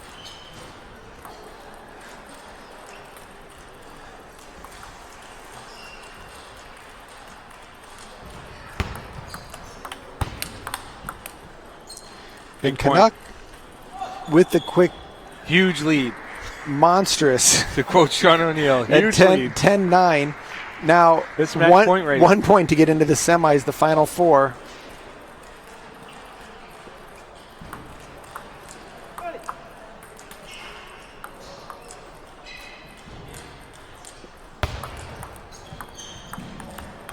Oh, net ball from I thought Gordon, after Kanak did the second drop shot off of the short return, that he was going to catch Chaudhry on his heels. And Chaudhry just got it back with a nice little net dribbler. 10-all.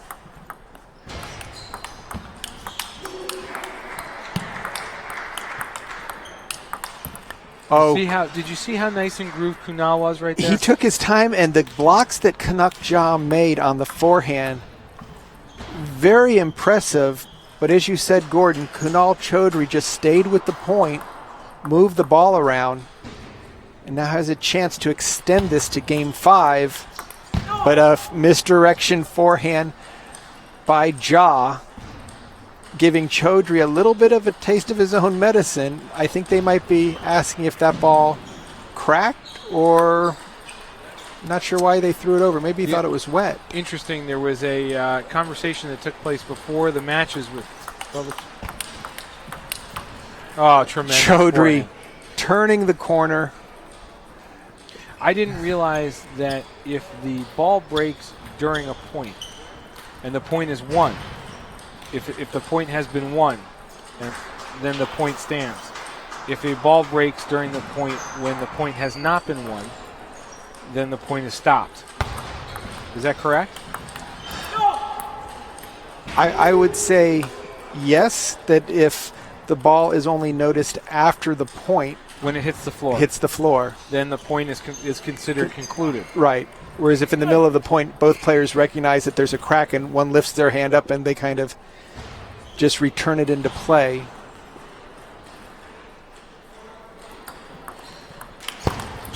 Again, tremendous forehand. Chaudhry going out to the forehand side. That's where he seems to be having success right now. Well, that's where he's either doing that inside-out fade from the step-around backhand, or he's going out to the forehand. Oh, look at that shot down the line.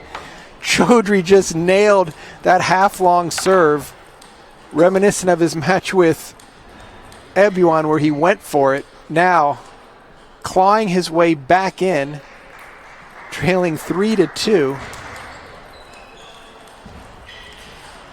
Imagine if we saw Chaudhry playing every point in that manner, Gordon, with that strong forehand and backhand play. How lethal he would be.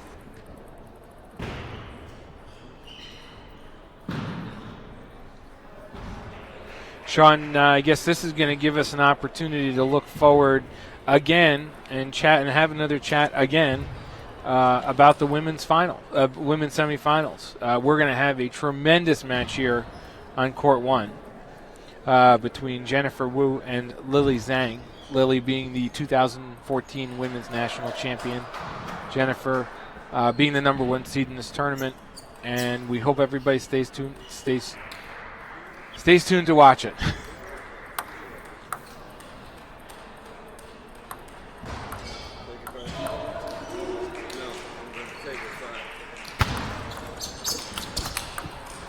Kunal, beautiful forehand deep again.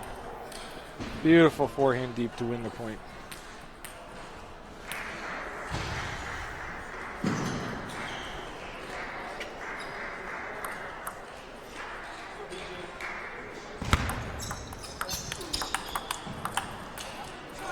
So at this point, Sean, is Kanak changing his strategy, or is he sticking with what's working? Well, he's dropped the last game when Chaudhry has gone for a lot more power, putting a lot more pressure. I would anticipate that Kanak attempts to open up a little bit more and stay out of the backhand corner. When Chaudhry steps around, it's very difficult. See, going there, it's nice shot, good loop. If Kanak Ja can put Kunal Chaudhry off the table while he's attacking, he'll be fine. It's just when Chaudhry turns the tables and makes that first attack, it's very difficult for Kanak to really know where he's going. And there's a mental error there.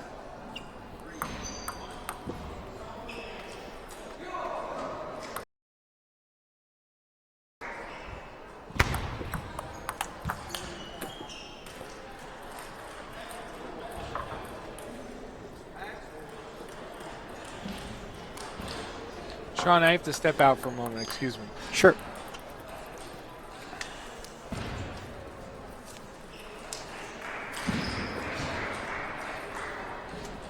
So here's our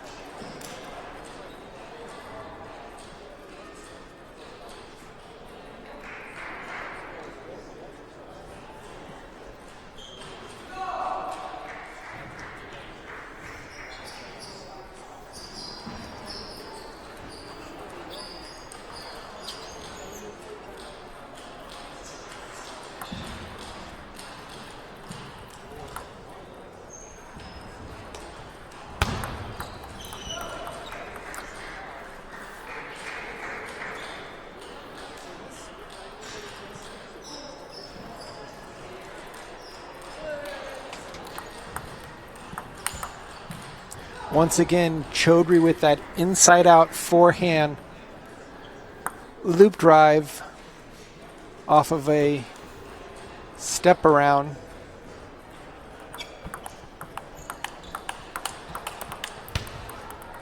Now playing a nice combination to the middle.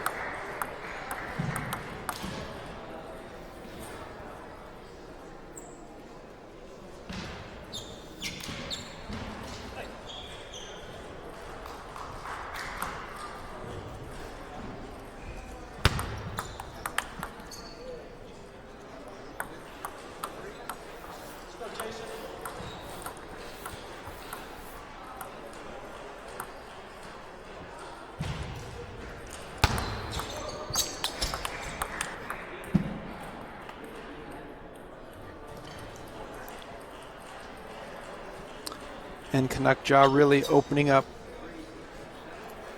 the lead here in game 6.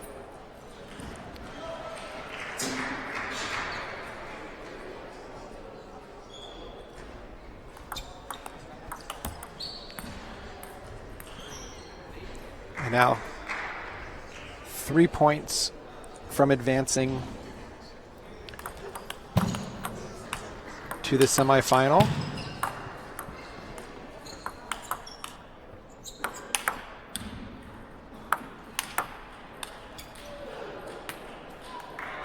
That ball just missing.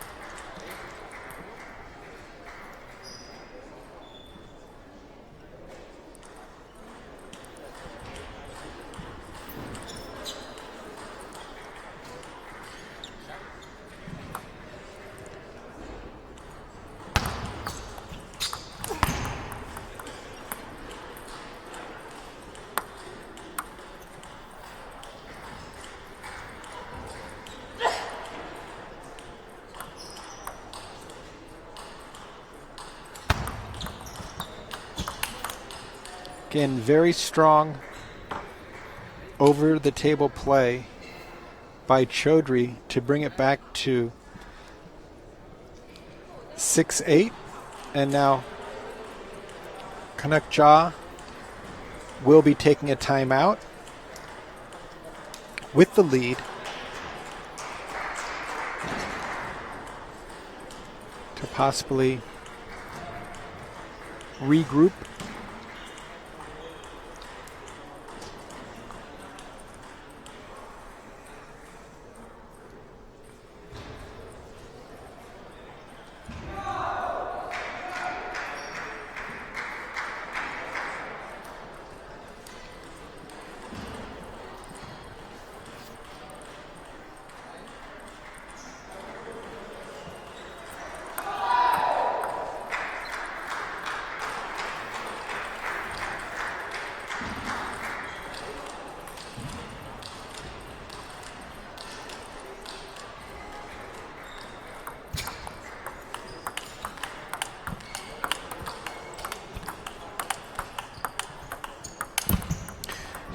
Wonderful point. Kanak Ja tried to set up that forehand step around.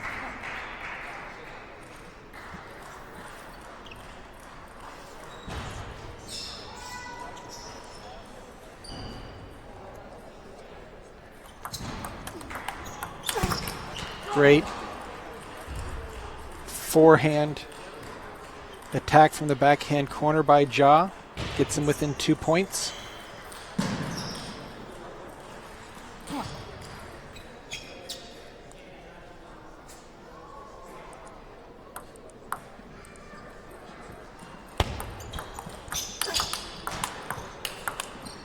Oh, that's just tremendous all-out offense by Chaudhry.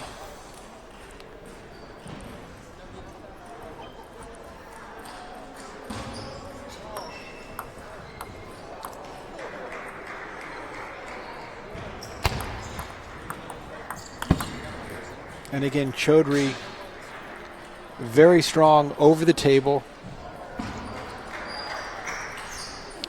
to bring it back to 9-all. Sorry, Sean, splitting duties here.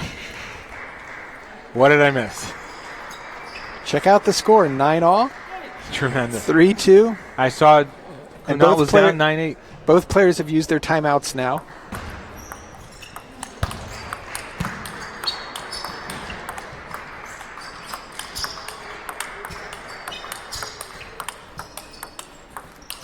Oh, And tremendous. You see the difference in size on that point. That was a perfect example. When Kanak did not put the ball through Chaudhry just played 2 or 3 easy balls, and when he turned, that ball was going downtown. But again, as an observer, it looked like Chaudhry was more in the zone, not upright, not punching or lunging. In the rally and taking advantage. Oh, a nice drop shot there by Kanak. That's got to be one of the harder things to do at this level, is that shift from power to responding to power to responding to touch. Well, both these players have to have it. I mean, you have to be able to. We've seen some tremendous rallies. Yeah. And because they know each other so well, neither one of them. Look at that. That is a turn. Just that turn. Yeah. And he's turning as Kanak is making that backhand, and Kanak better start looking for the down the line open court. Not to say that it's always going to be there, but it's that third ball. They're going to hit two to each backhand, and then Chaudhry's turn. And look at Chaudhry there. See? Wow. I mean, and then just when you think you have him figured out. That's when he's the most lethal, is when you're unsure of what he's going to do, and then he pulls the offensive trigger.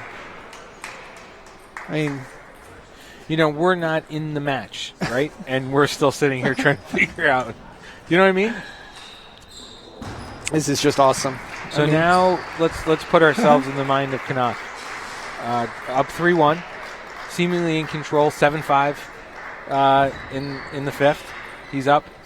Now he's staring at a game 7. So what if somebody's coaching Kanak? They're going to remind him that he's got to continue actually doing what he's been doing, but towards the end of the game, be a little bit more offensive-minded. Not take crazy risks, but force the offense. Do not allow Chaudhry to dictate when he's going to turn the corner.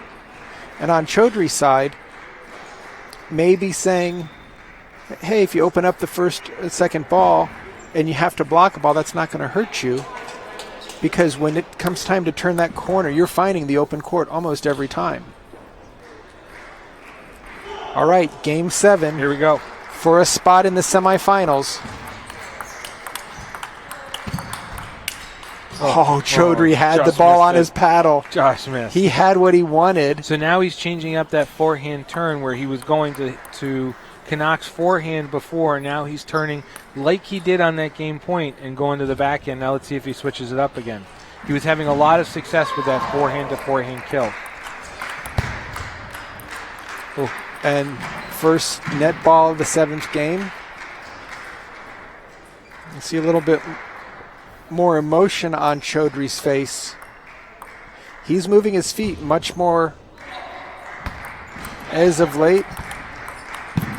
By the way, Sean, Chaudhry was not fooled at all by that inside out. He was hanging out there waiting, just waiting for it. By the way, Sean, Grant Lee locked in another Game 7. With Teddy Tran. With Teddy Tran.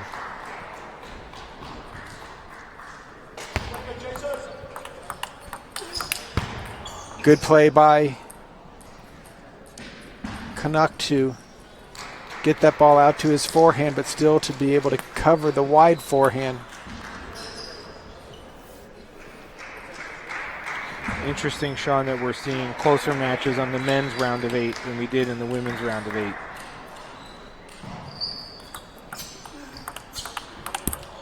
That's a nice, safe opening combo by Kanak Ja to begin to get some breathing space. You know, the interesting thing that every time you think with Kunal that you're getting breathing space, he just reels you back in. It's similar, Gordon, to a chopper when you think you've got a few-point lead and then maybe you take a break not feeling the pressure. But I'm now 5-1. Kanak Ja really starting this game like he started the match, the first game where he won it 2. Just coming out of the shoots so strong.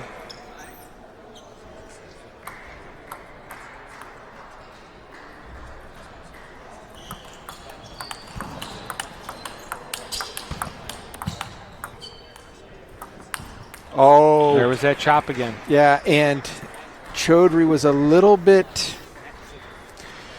too relaxed going for that last shot.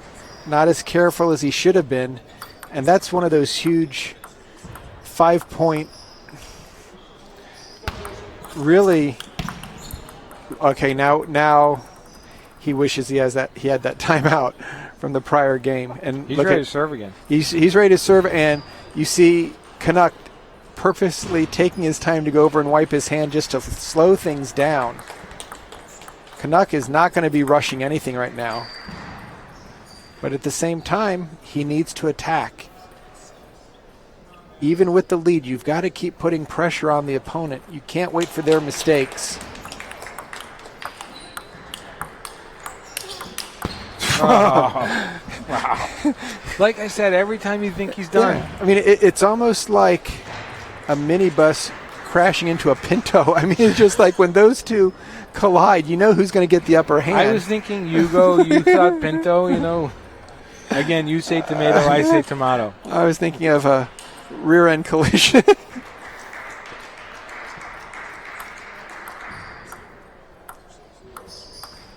All right, 2 serves with Kanak Ja.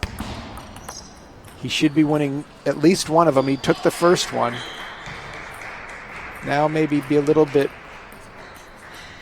more aggressive or risky. Could try something a little bit deep and then be ready to play off of a surprised return.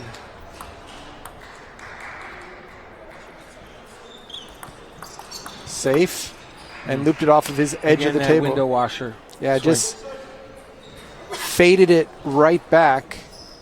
And now Chaudhry is really in a must-win both of his serves to try to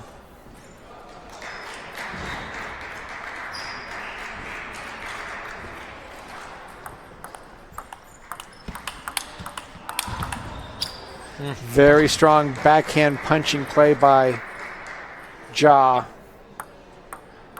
Chaudhry down 9-4.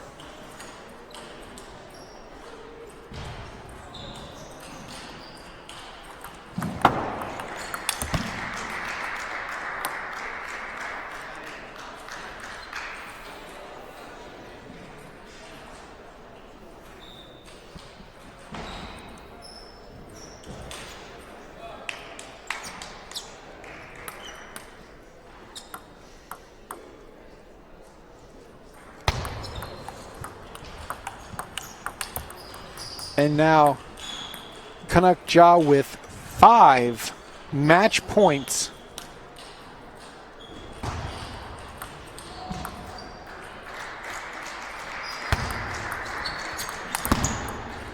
And Chaudhry has saved number 1.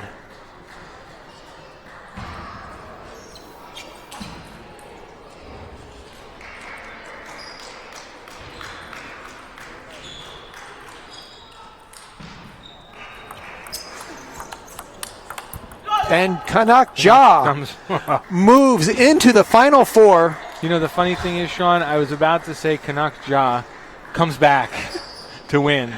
But, let's not forget he had a 3-1 lead in this match, and that was a real gut check for Kunal. And you got to walk away if you're Kunal and say, you know what, I'm in good shape at this tournament.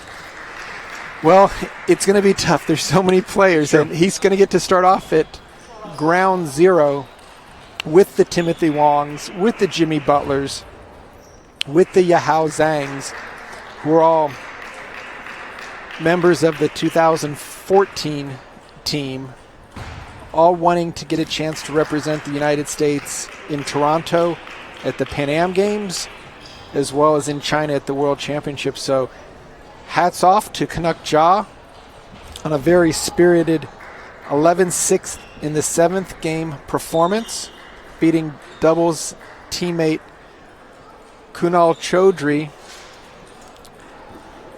Sean, I'm going to step out for a minute before the women's semifinals, just to make sure that earlier situation has been properly handled, if that's okay. Sounds good. Okay, thanks. We'll have matches coming up shortly. Feel free to post any questions or comments on our Facebook page at USA Table Tennis.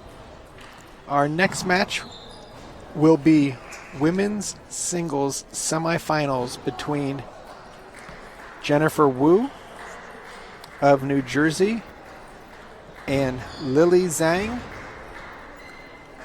of the ICC in Milpitas, California. Best of 7. Stay with us.